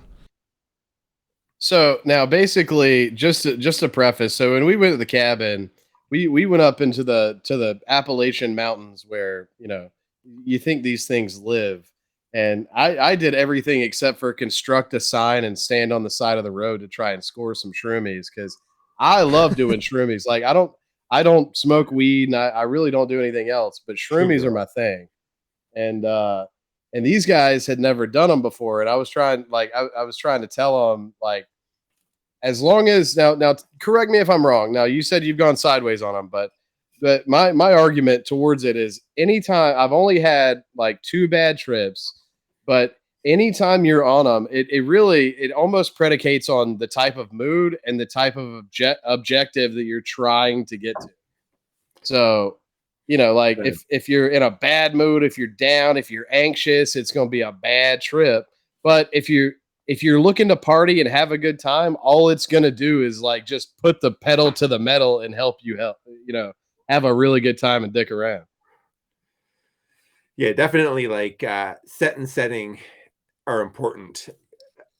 And so your intentions going in and the environment you're in have a huge effect. But even so, I find still like things, they can come on in a way that can kind of send me sideways, even when I'm like looking to party and have a good time. Like what comes to mind is it was pre-COVID, but last festival I was at, someone gave me this big gnarly shroom and I ate it. I feel like it was less than a gram, so I thought I was gonna be able to, it was just gonna add to an awesome night. But I was curled up in my tent, like just sort of, my guts were all churned up, and my mind was like sort of racing, couldn't get settled. Like I wasn't in like awesome shroom land at all. Yeah. For whatever reason, you get the shrooms as part of it, or maybe it was mostly me. I had to go to the porta potties a few times before I was finally able to like chill out and like feel fine. Oof, that's rough. Yeah. But yeah, like those kind of things can like pop up. I mean, acid's no guarantee, but I find it, for me, it's like, I mean, I've got a special history with shrooms. I went to the hospital when on my 19th birthday on a heavy mushroom dose. I told this story on to folks before, but yeah, I made my friends call an ambulance. Long story short, it was a bad idea. I should have just gone to the fucking park and waited it out. Like you had some explaining to do after that, huh? Oh my god, did I ever? Miss Toniak was not pleased after that. It was about that era. Oh no, that was a few years. It was the end of high school. I was turning 19, which would have been my last year of high school. Yeah, but she got word through the grapevine. She's like, I knew he would never amount to anything. Yep. Yeah, they saw it coming for sure. So definitely not like a Tenacious D or like Trailer Park Boys going animated trip. It was definitely the opposite of that. But I mean, I've had amazing times on shrooms too. I mean, shrooms are great. And just like, fuck yeah. A couple of weeks ago in the forest, I was on like a half gram. But it was, I was just wandering around in the forest, looking at the stream, looking at the trees, looking at lakes, loving nature. Hell yeah. That's and it's just I don't know, for me at least, I'm a drinker though. So whenever I'm doing it, I'm drinking, and it's a dangerous thing because I don't know if you've ever been drunk on mushrooms, but it makes you feel like you're not drunk. Like, oh yeah, it gives you drinking power is like one way I've looked at it. Like 6 beers on shrooms is very different from 6 beers not on shrooms. I could drink 12 beers on shrooms probably, and it wouldn't be a good idea. Yeah, it's well, see, that's the problem I've run into is it's not the actual trip, because I have a fucking blast, and it's the next day. Like anytime I ever do that, it's the next day, because I'm gonna keep drinking. Like you say 6 beers, I'm talking about like more than half of a 1.75 of liquor, and I just keep fucking going, and I'm like, oh, I'm fine. And for some reason, I guess it has like some type of effect on your mind that like I don't lose motor skills at all. I don't lose like I don't like you don't slur or anything, Yeah. Maybe it's just in my mind, like maybe what's really happening is I'm falling all over the furniture and threatening to kill people. That's I don't definitely know. what's really happening. You're probably super fucked up. But mushrooms. Yeah. Oh man, I love, and I've been trying to get this kid a little shroomed up, and he's got a bachelor party coming up soon too. That's so true. We'll see if we can't. No way. Yeah, I'm getting married, man. Yeah. Getting married. Well, man, that big life thing. Yeah. We're I gonna got make married on TV. yeah. We're gonna move up to Canada and make and grow our own weed for the rest of our lives. That's how we're gonna get by. You've inspired You me can only today. do 4 plants, so we'll have to bring That's fine. 8 people with us. Oh, dude. Yeah. Exactly. And what's your shroom experience? Philbo? Big fat zero. Oh, He doesn't have one. That's why, like, him and the 2 other guys, like Mater, who's Oh, my man. accomplice. Like, I was trying to talk them into it, saying, "Listen, this is badass shit. Let's get in the party and frame of mind, get in the hot tub, and just fucking eat a sack of shrooms." So yeah, no LSD. Also, I'm guessing. No, I've never done anything like that. Although, but I'll tell you, I mean, Yeah. Josh isn't lying though. He was trying hard to get some. I've never seen him pull up this pant leg more in his entire life to try to tempt some people over. But no, man, I've never done anything. And I'm doing round hard. 3. By the way, not to interrupt you, Philbo, but I'm doing round 3. Jacob, I don't know if you wanted to roll up round 3 because that alien tech. Have you already hit that alien tech? I have not. It's alien tech time. All right. Alien tech time, and we'll do another cheers to everybody. But yeah, I'm usually the guy that can, I have what some people call the gift of gab, and I can grab something like a celebrity guest on a podcast that barely exists. Oh man, nice. It smells in here. I wish, man. Oh shit. But no, I tried. I did my damnedest to give these kids the time of their life, and it just didn't happen. Like, I tried at the local bars. I tried, like, literally, I was standing outside of a bar smoking a cigarette, and the guy that I knew, you know how you know when somebody's holding? Like, this guy's literally walking around looking up at shit. He's got a white ponytail down the back, like halfway down his back with a beard, and he's just wearing a hoodie, something like this. Yeah, and he's just enjoying everything around him and like singing the song that's playing in a speaker at a different bar. There's birds fluttering on his arm. And I talked to him. I completely captured his attention, and he was like, "Look, man, I like nothing more than to drop shrooms with you boys, but it's dry up here." And that's literally out of a baker's dozen different like good hits I could have had. Like, everybody just said, it's dry this time of year, man. Nobody's up here. I was like, God damn it. By the way, this is a disclaimer for the podcast. This actually didn't happen. This is just a story that I made up. Right. But just for legal reasons. Someone who is not me. Yeah. No, his name was Bosch. Right. Shrooms, man, psychedelics are amazing. Philbo. You gotta get on the Joe Rogan podcast, man. He'd love to talk to you about that. Change your fucking life.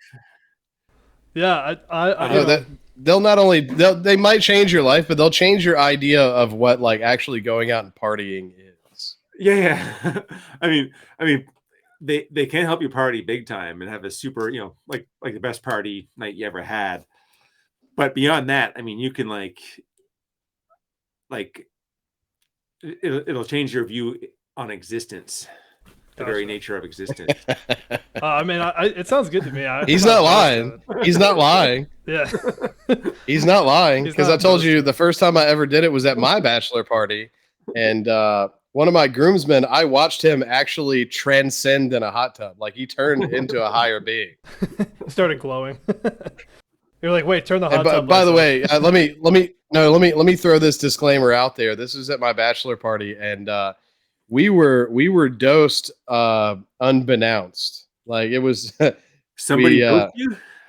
So my groomsmen dosed us all, and so it was, we had already been kicked out of 3 strip clubs, and because we get kind of rowdy a little bit. But so we went back, and he didn't think we were having as good of a time, and he actually lived in Hawaii in like the front porch of this farmer's house, and he was growing his own. He said, so basically he was allowed to grow his own weed and grow his own mushrooms, and in exchange he would work the farm, and he got to sleep on the screened in porch, right? So he got these little the little molds that they actually make the Hershey's chocolates out of. So it just looks like Hershey's chocolates.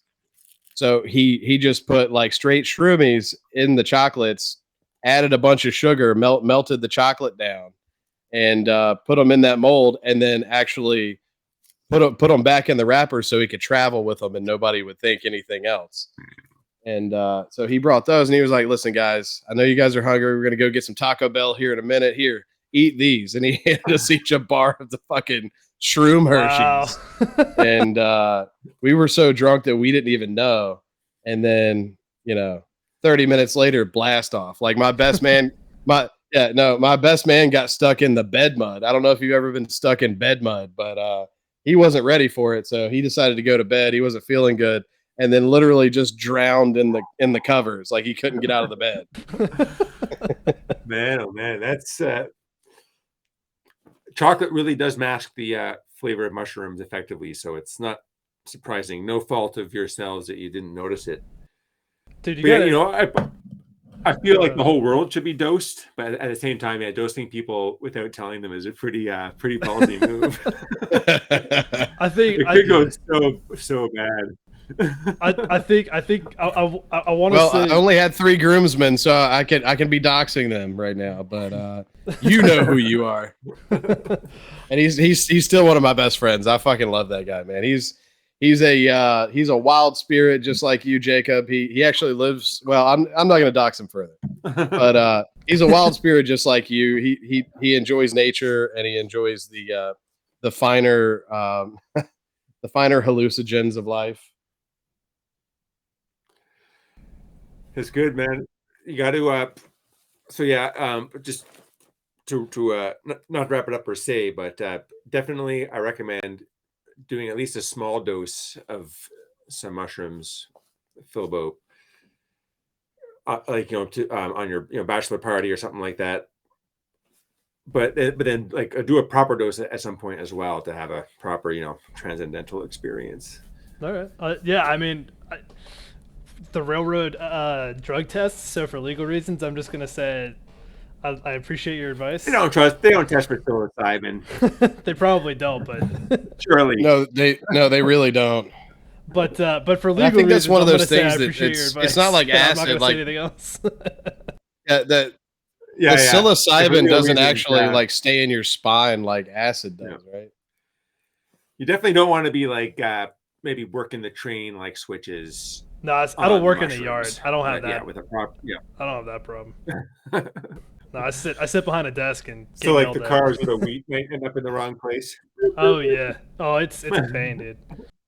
But yeah, no, I just want to announce. So we did go for. So we'll do a few minutes now. We got our subscriber only chat. We'll open it up for any questions for Jacob from the audience. For our subscribers, we pitched it a few episodes ago. So if you're not currently a subscriber, that's totally fine. Drop us a follow. We'd love to talk to you in more episodes. But for all of our subscribers right now, you guys have the floor, and we'll just keep. We got a couple more things we can talk about if everybody's too shy, but we don't want to keep Jacob for too long. So he's got some more. And I did talk. I mean, he's starting joint number 3. We're about to do another toast. I'm out of ice, but I ain't scared. Yeah. Cheers. Cheers. Cheers, boys. everybody. Cheers, everybody. Internet.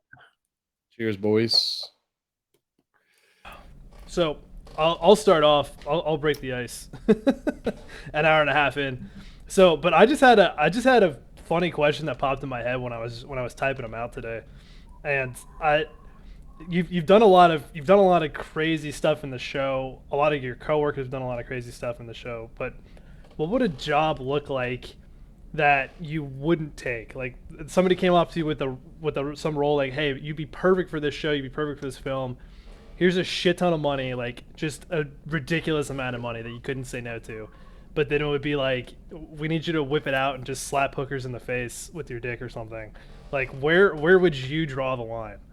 Where would you be like, no, I can't do that. I'm sorry. Yeah, I don't know. So much is just like acceptable enough these days. Yes. Yeah. Like Like what? dick slapping hookers. Do you have any suggestions? Like, yeah. I mean, I wouldn't. I feel that would be not over the line. I don't know. Fuck yeah. Fuck yeah. Josh loved that answer. No, But yeah, any suggestions? I don't know. I mean, I don't know either. I feel like I think his I'm sure there's a dick line. slapping hookers like took him to the end of the line. that's my line. No, like I Like- don't know. Are you afraid of heights or anything? Like if somebody wanted you to jump out of an I airplane mean, I or wouldn't be something, mean about it. you would do it That would nicely. definitely be that. That would definitely be like pushing the limits, jumping out of an airplane. Like I've got a fear of heights, but I do have a. I mean, I've got like it's a fascinated fear sort of Right. thing. So yeah, I feel like I'd like to jump out of an airplane, but I might be frozen stiff and like piss my pants and not be able to do it. Yeah, I feel like that's up there for a lot of people. Yeah, I can't think of Like maybe working with like so a like live if animal or somebody, for instance, like no, if for instance somebody wanted you to like do a Tom Cruise, like I know you said you've done most of your own stunts and everything, but if somebody wanted you to do a Tom Cruise and like ride a dirt bike at 95 miles an hour off of a cliff, for sure. With stunts, I would have limits. Like I'm not good at like keeping my wits about me doing crazy shit. So I'd probably just go, like if I was driving a dirt bike at high speed and it got sketchy, I would go limp and just curl up into a ball, hurt myself. Yeah, me too. So that kind of thing I can't do. Like I've got a bad back, so I can't like hurt my back unless it's enough money, I guess. Like I mean, I will risk anything short of like sort of serious injury. like maimed or death, like you would take like a sprained ankle or a dislocated shoulder or something I like live that. so meagerly that like one like kind of serious-ish injury that I could recover from would be worth it, like for all the cash. Oh wow, I like that. That's a great commercial for yourself, man. I like that. But the fact that he would pecker slap a hooker, Also a great commercial for yourself. That's all I needed to know. I mean, for money? For money, Yeah, yes. for money, You're not paying the hookers. Yeah, for free? It's free. Better than free. Better than free. It is better Yes. than free. I love that. So I guess like well, that's funny. I don't know. It's funny you mentioned that. I don't know. There was another question I wanted to ask you just off the cuff. Like I've seen in the past you've done, obviously you got all these great prints. Also, Josh, I don't think we ever mentioned it. Josh has all your prints behind him hung up, or some of them at least. I did notice that. Some nice looking frame pieces there. Yeah, it's. Oh, these are listen. This one right here is fucking badass, man. I know it's just a print of your missing poster, but that's fucking sick, man. But I mean, one of the favorite things I've ever received in my entire life is this right here. This might be my favorite piece of your artwork, which is Nice, the burger. Yeah, the Phil burger that Phil Collins as a cheeseburger saying, I got my boys, I got my burgers, that's all I got. I just need a bam. And I was at a sale in Ottawa this past weekend, last weekend, and a kid and her dad came into my booth, and the kid was like, "A hamburger man, that's ridiculous." Like totally serious. Yeah. No, that's funny. It is ridiculous, but it's not ridiculous. I fucking look. The Phil Collins character was fucking great, and the fact he played your dad, and that look, I get the wordplay on the names, but is that the grinder? There's a Phil Collins grinder. Oh, that's legit. Giant oh shit! grinder. Yo, that's cool. Hell yeah! So what was your relationship with Richard? We just met on set in season 7, and we were in like so many scenes together. We just hung out a lot and got to know each other. And yeah, he was super friendly, and also like I was again new to the to the scene, and so yeah, he was help put me at ease. Yeah, he was like a big big sort of lovable Dude.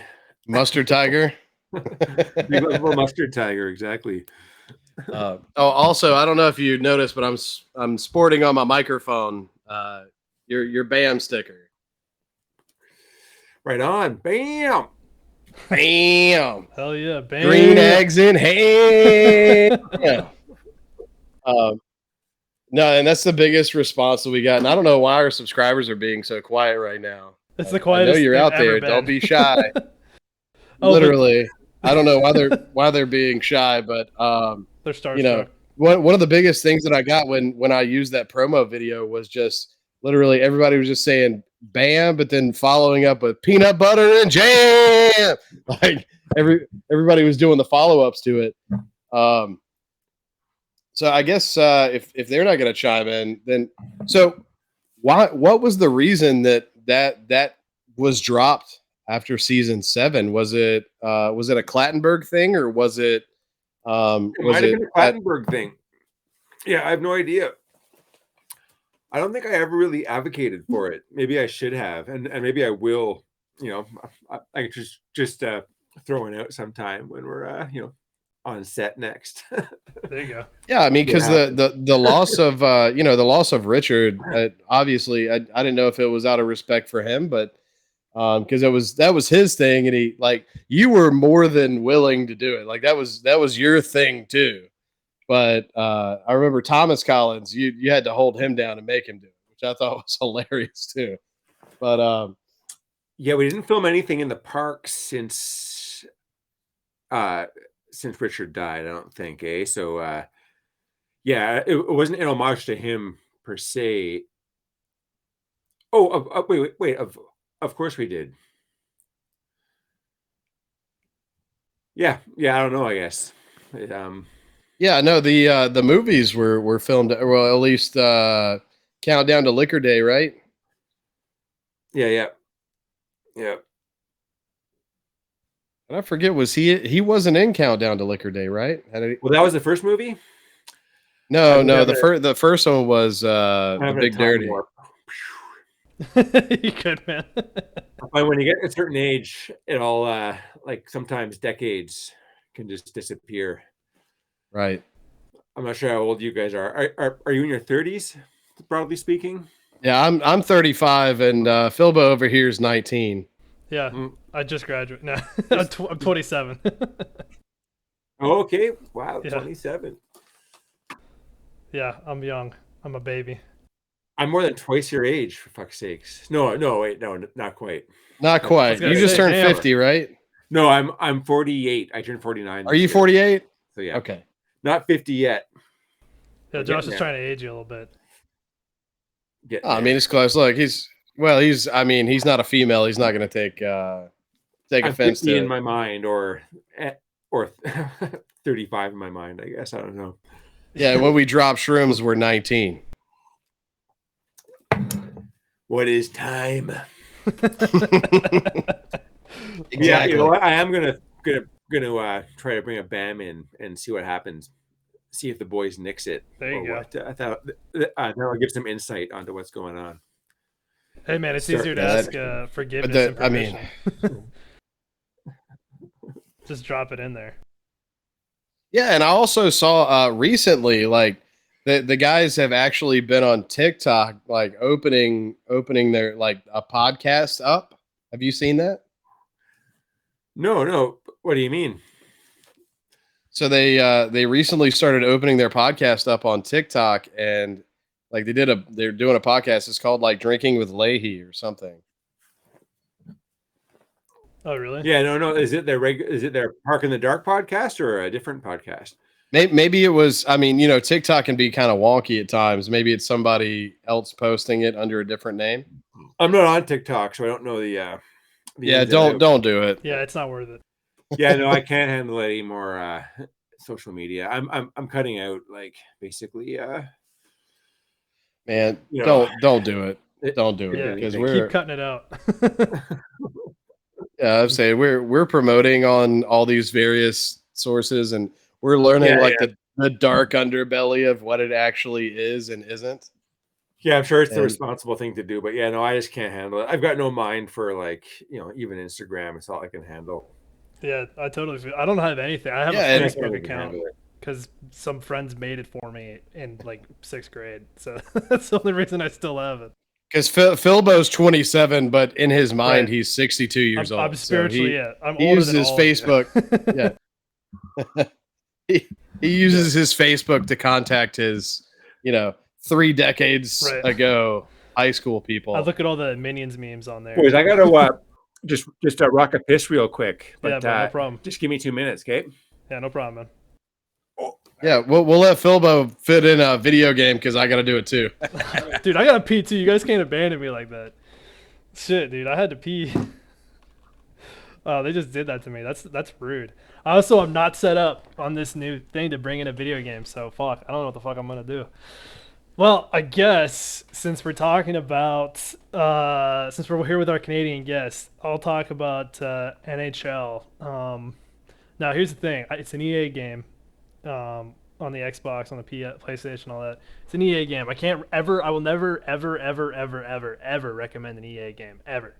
But I do have a lot of fun playing it. I mean, that's actually how I got into hockey a little bit, was playing NHL on the consoles. And Josh and I play it all the time. We play it whenever we get together. We have a tradition of making a team and going through a couple seasons in the franchise mode. We tried to play it online, but we suck. We're so old, dudes. Like, we can't sit down for 25 minutes and just go online and get our ass beat. It's just we don't have the reflexes that we used to. So, I definitely I freaking love Chell though. I mean, how do you not love Chell? I was literally just like, I can't bring up like a screen of anything. So I was like, fuck, I don't know what I'm gonna talk about. You put me on the spot there. So I was like, fuck, I really like Chell. Chell's the way to go, because there's like so little that I haven't talked about recently that I've been playing. I'm Team Chow. No. You're Team Go Girl. I'm Team Chow. No. I was saying Chell, NHL, not Chow. Oh, Jacob, we gotta show you. I'm Team Chow. You gotta look this up later, man. There's this like crazy video from like 2014 or something, with this woman singing this song called "I Wanna Be Ninja," and it's this like super racist song. I don't even know how. Like, are you familiar with "I Want to Be Ninja"? I don't think he is. No. Yeah, it's this super crazy racist song that this woman sang like to this group of people in California, that she owns this company. She sang it to them, but the video is crazy because she's like singing it to an Asian woman basically in her face the whole time. And yeah, so her name is Jennifer Murphy. So have you heard of a Murphy bed? Like the Murphy bed that actually like springs up? Yeah. So she's the actually successor of that fortune. Wow. Yeah, so she sells Murphy beds and does racist on the spot songs. Yeah, on the side. And I want to be ninja. Yeah. Ninja. Nenga. So instead of apologizing or being like, yo, that was dumb and I shouldn't have done that, she doubles down and she's releasing a feature-length film starring her and as a ninja. Yes. Yes. So we're gonna riff on that whenever it gets released. That's something we've promised for our subscribers going forward. I did want to be a ninja. There you go, man. I wasn't being, but not like this.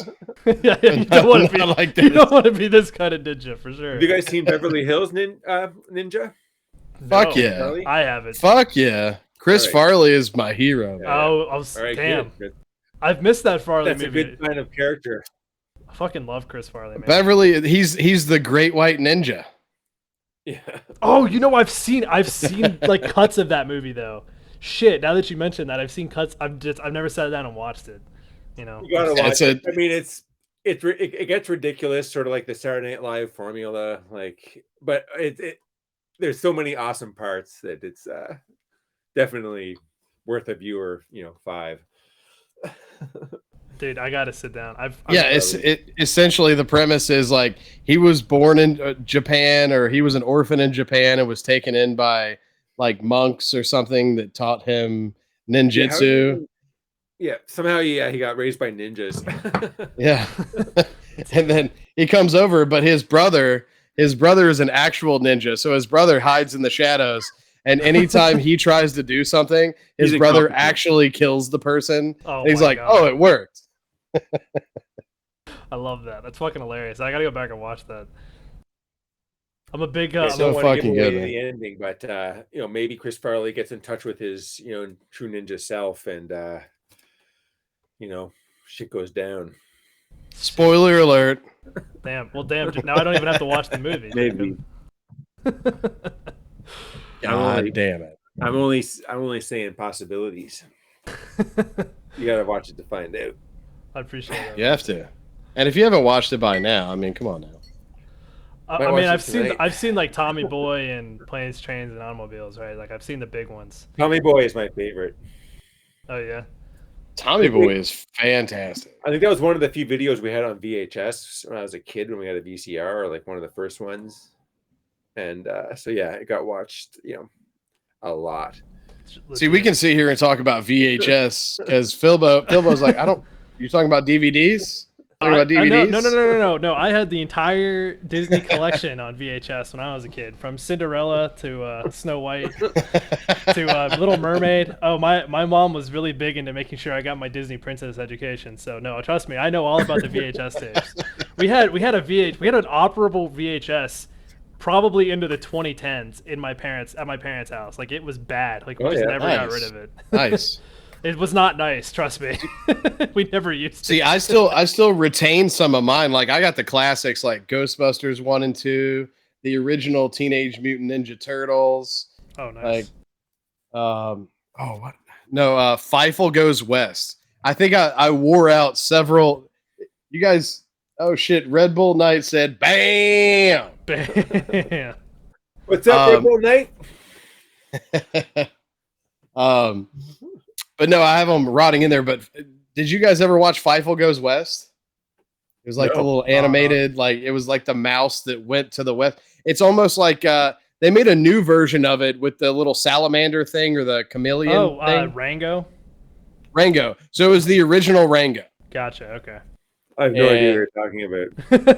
It's just a little mouse that's orphaned, and like his parents owe money to the rats, and yeah, they have to send him, like they send him through pipes to get on a train, and they send him out west, and then it's not kind to him. It's called Feifel Goes West. Fivefold Goes West. Yeah, Fifel goes west. Feifel. Feifel. Yeah. Feifel Goes West. Okay, I got it. This is why we brought you on the show. And another classic that I have, and he's baked, and I'm half drunk now. So you just sit over there, Philbo, and fucking listen. I'm sorry, I'm gonna sit back. What about the Brave Little Toaster? You guys know the Brave Little Toaster? No. I've got that one too. Dude. You gotta send me a list of these tips later. I got goodness. I will. All right. They're fantastic. I'll send you the VHS. Cool 98. What up? Peanut butter and jam. Peanut butter and jam.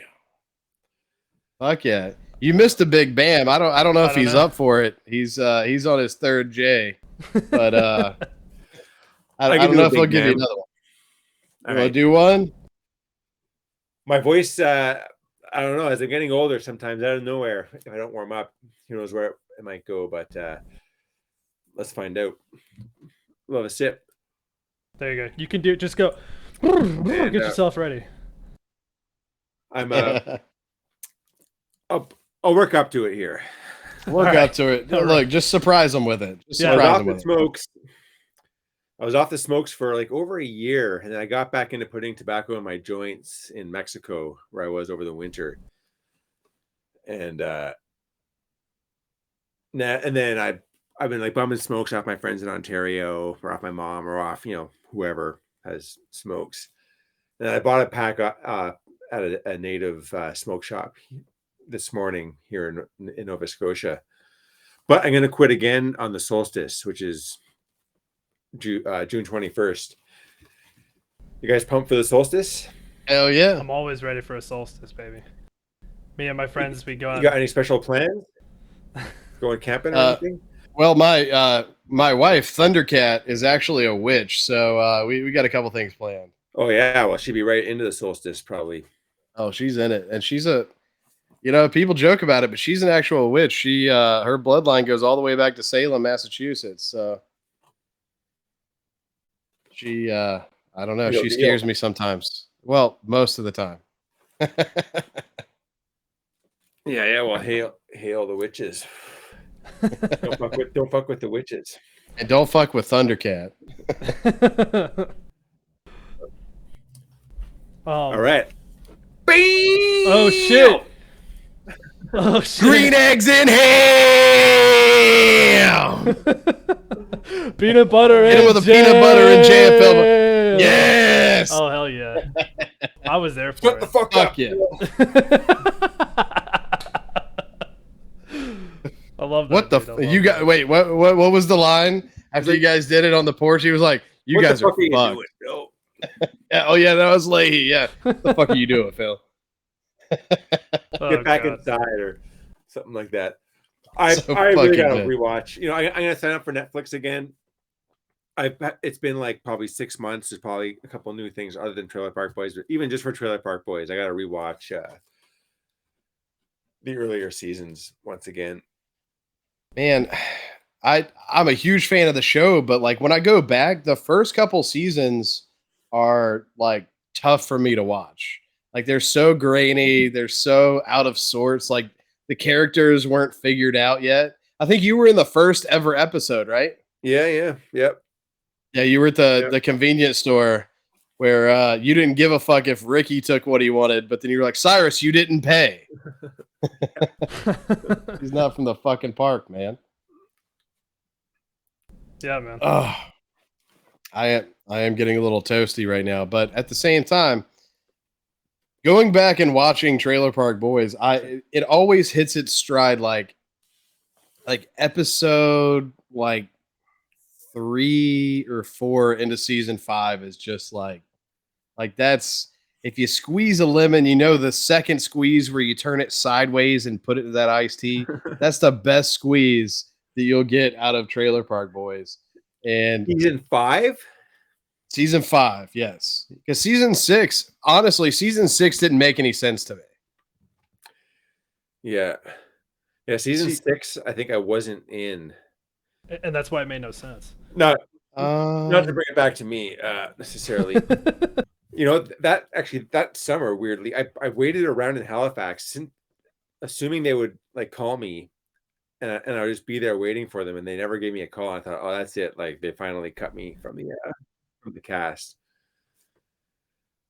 Season 6 was so weird, man. It just like it didn't, because season 6 ended with it's like they ended the show. Maybe that's why. Well, I mean that could be a big reason. But I mean, shit, if we still got you, like as far as Barry Dunn goes, I know a big thing with Michael Jackson leaving the show was he had issues with Klatt and Barry. So did you ever have issues with those guys, or what was the complaint on the set? Was it just he thought he wasn't getting paid enough? I've never read Jackson's, I guess, issues, so I don't know specifically. But Clattenburg and Barry were always super kind to me, like so nice. But yeah, I do know that Mike Jackson did have issues and wrote some sort of essay or whatever piece about his problems. Maybe it was ultimately about money, not getting paid more. Well, I think a majority of what he mentioned was like he was doing like stage setup and doing like odd jobs, like handling the boom mic and the swings and stuff like that, and like he was.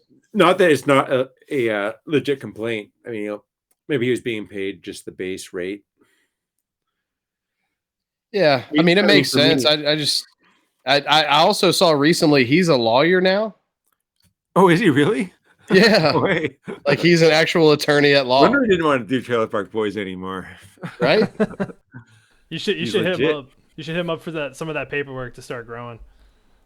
Might help you out a little bit. Yeah. Well, we're always looking for that rematch, the Twiggy Alien Boys. So if the Twiggy Alien Boys ever actually faced off, who would win? Yeah, I don't know. I think, I might stand a chance of taking him down.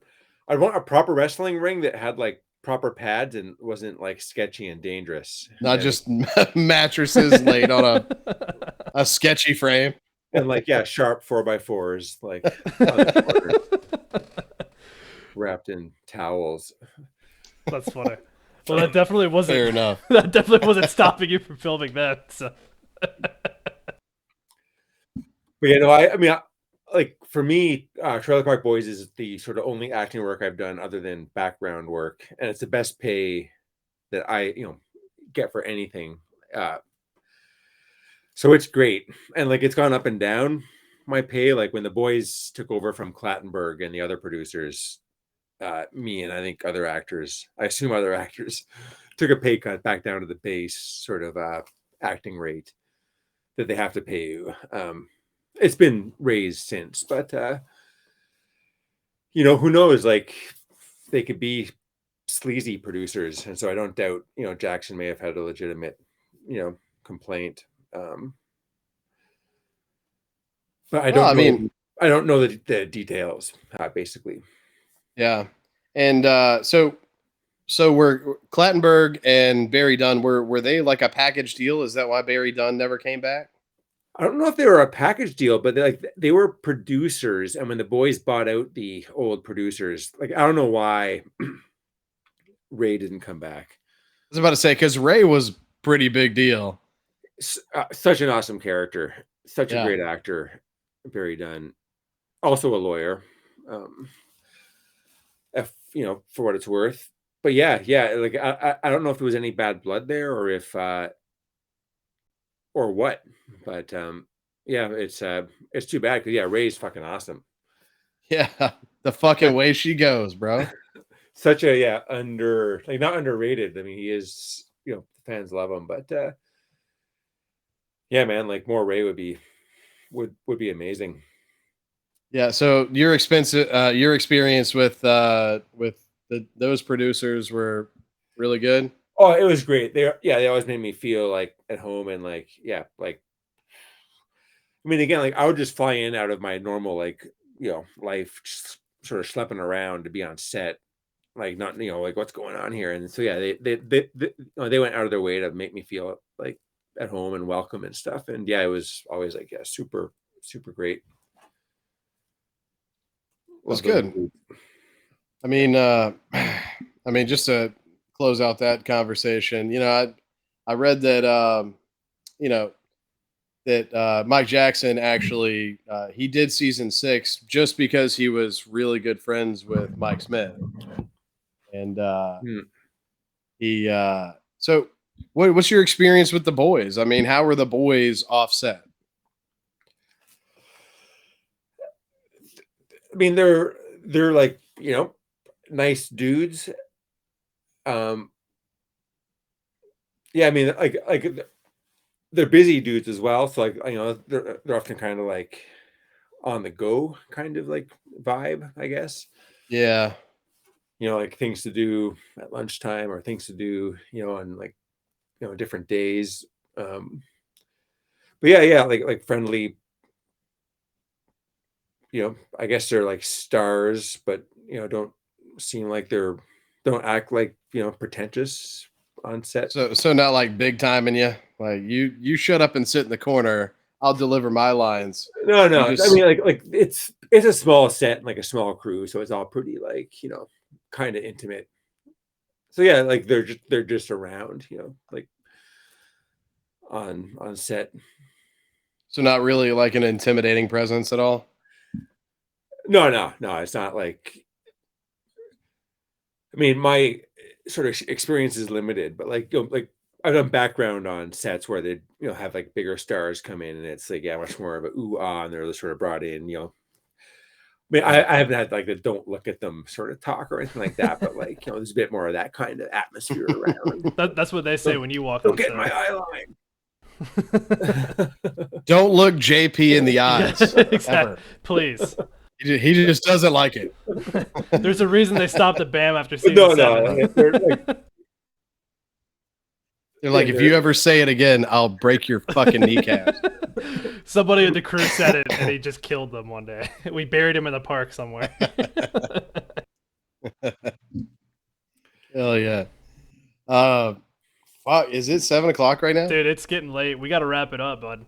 Jacob, we appreciate you we coming do, on, but man. look, we got to bring his stuff up though. Oh, that's like what I was about to do. We got it because. By the way, we did have a question for you. That's true. So we love, dude.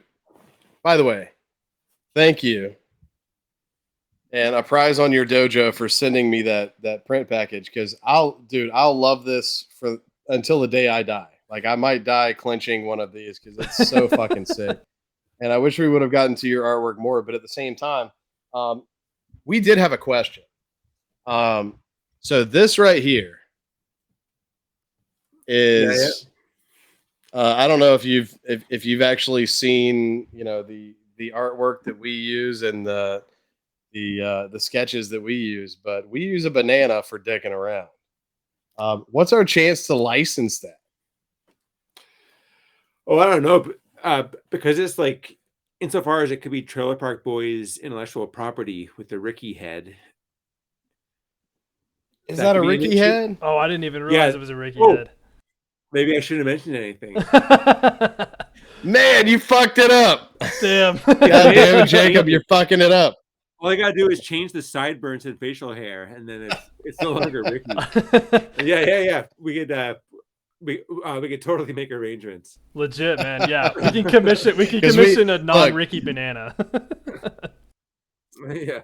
Yeah, no, I saw this and I was like, this is it, kid. That's so on brand for us. This is fucking it.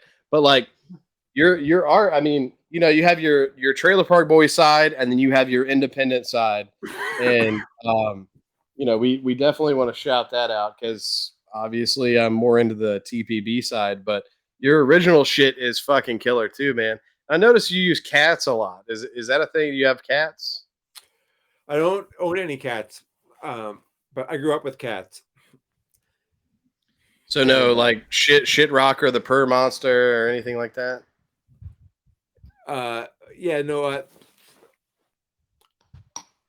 No cats in my house. Not even shit rock or the purr monster.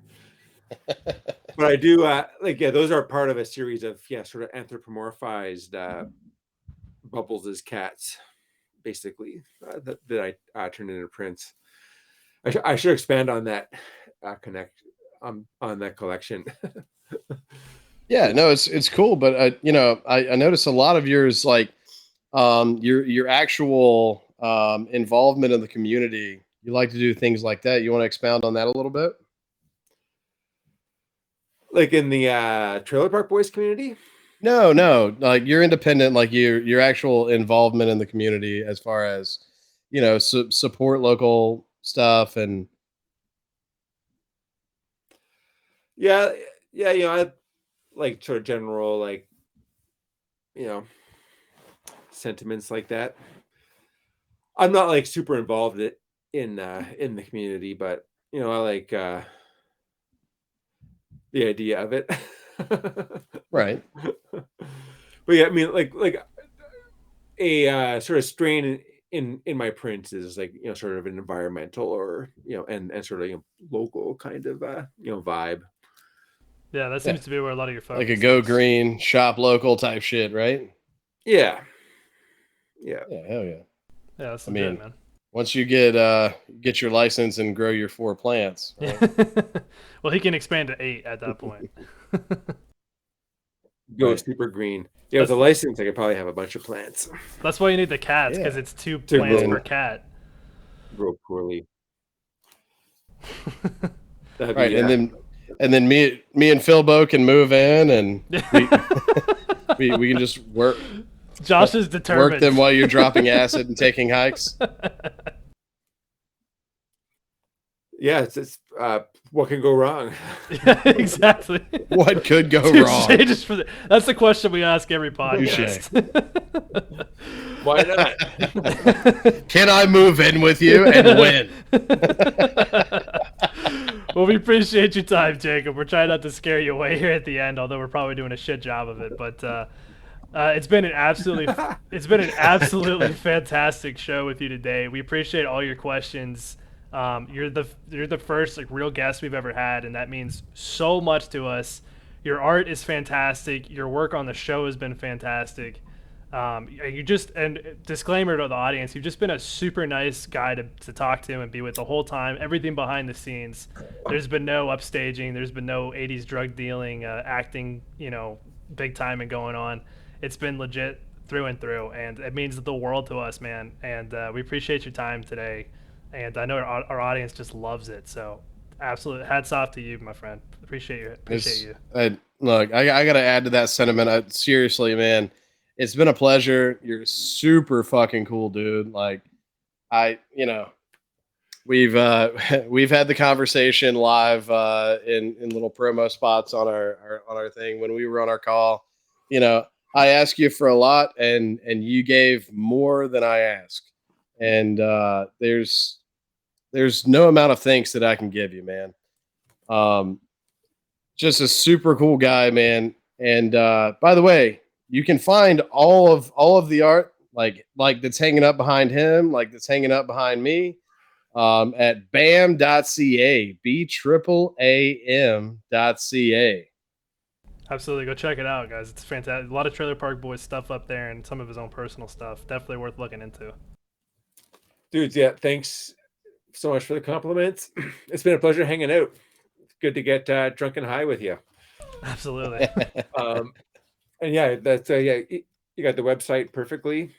Yeah, all the art I drew when I was high, guaranteed, certified. Legit. That's a Jacob Rolfe guarantee. But yeah. Oh man, thank you, internet, for tuning in.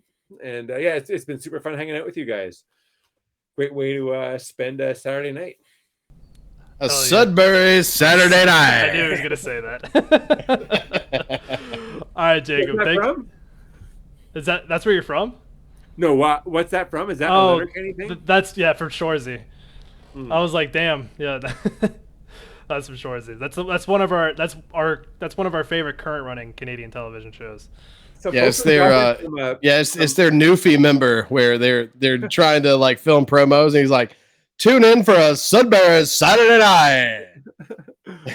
I can only imagine what that's like. Oh my god, it's so good, man. Downtown Sudbury seems so fucked. Wait, hang on. Now we need answers now. So, does Sudbury have an impossible amount of beautiful women in it?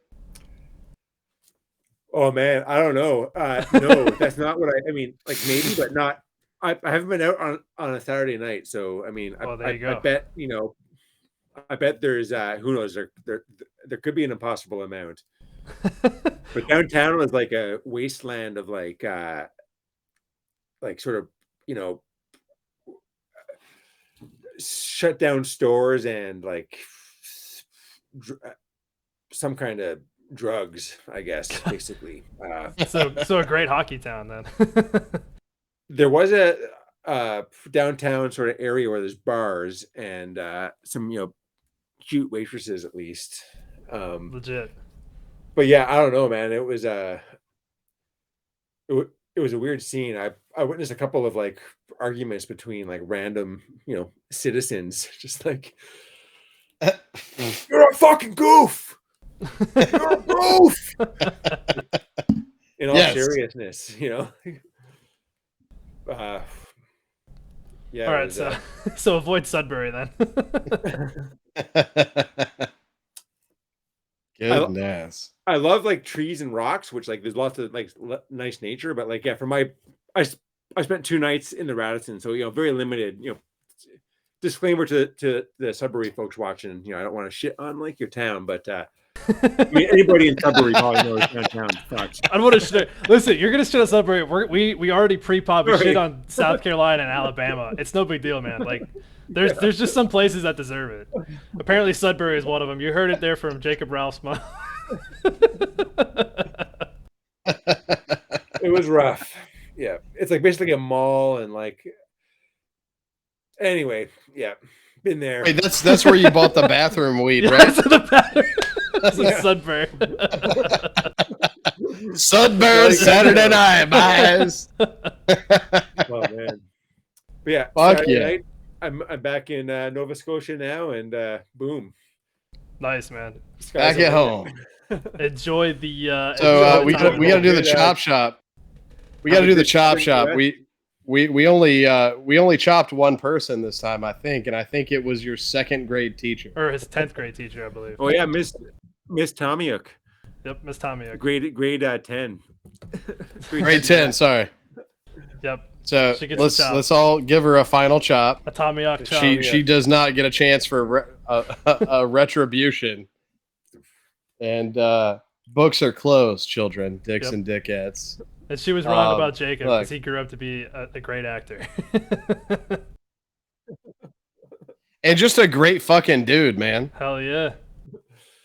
And Yeah. look, Give me a B minus. Suck that. Oh,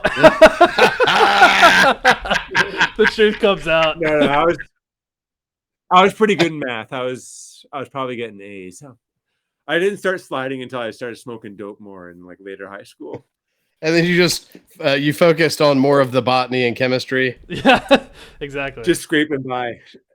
Grade 13 was scraping by. Whew. I don't blame you, man. We only have 12 grades Get in that the U.S. diploma and get the fuck out. That's harsh enough. Same here, but yeah, in Ontario. Well, that was the joke, right? No, I think there's an. grade They have fucking like 13, 13. the government Yeah. owes me. No, they have 12. Oh yeah, no. I wasn't even in the remedial grade 13. This was like the actual grade 13 they had in Ontario. Oh, you have grade 13? They got rid of it since I was, like it's been 20 years since I was in high school. But yeah, they got rid of it. So the government owes me a year. You should write a letter, man, for your pension at the end. Hey, you guys owe me. Yeah, write a very angry letter. Yeah, sure, I owe you some tax money, but Listen we here. never resolved this, did we? Fucking- And they're like, but you didn't get a real job for the next 40 years, so fuck you. I love that. yeah, the tax collectors here just went on strike for more money, and they make more. You than said I the do. tax collectors? Yeah, like the folks who call you to like, say, hey, where's the money? Now's your time to strike, man. You owe us. They just got a raise, and they already made more than I do before Damn. they got the raise. So I'm waiting for them to call me next time. There you go. I know what you make. That's legit. All right. Well, I think by that's logic. yeah. I think that's a good place to leave it off, guys. It's been just it's been a fantastic time. Appreciate your time today, Jacob. Thank you very much, sir. It's been a pleasure. It's been a privilege. And go Josh, check- Philbo, the pleasure was mine. Thank you very much, and see you on the internet. Hell yeah! See you on the internet. We'll see you on the other side, brother. Check out bam Boys. .ca. That's BAAM.ca. So check it out, boys. Peace. Peace.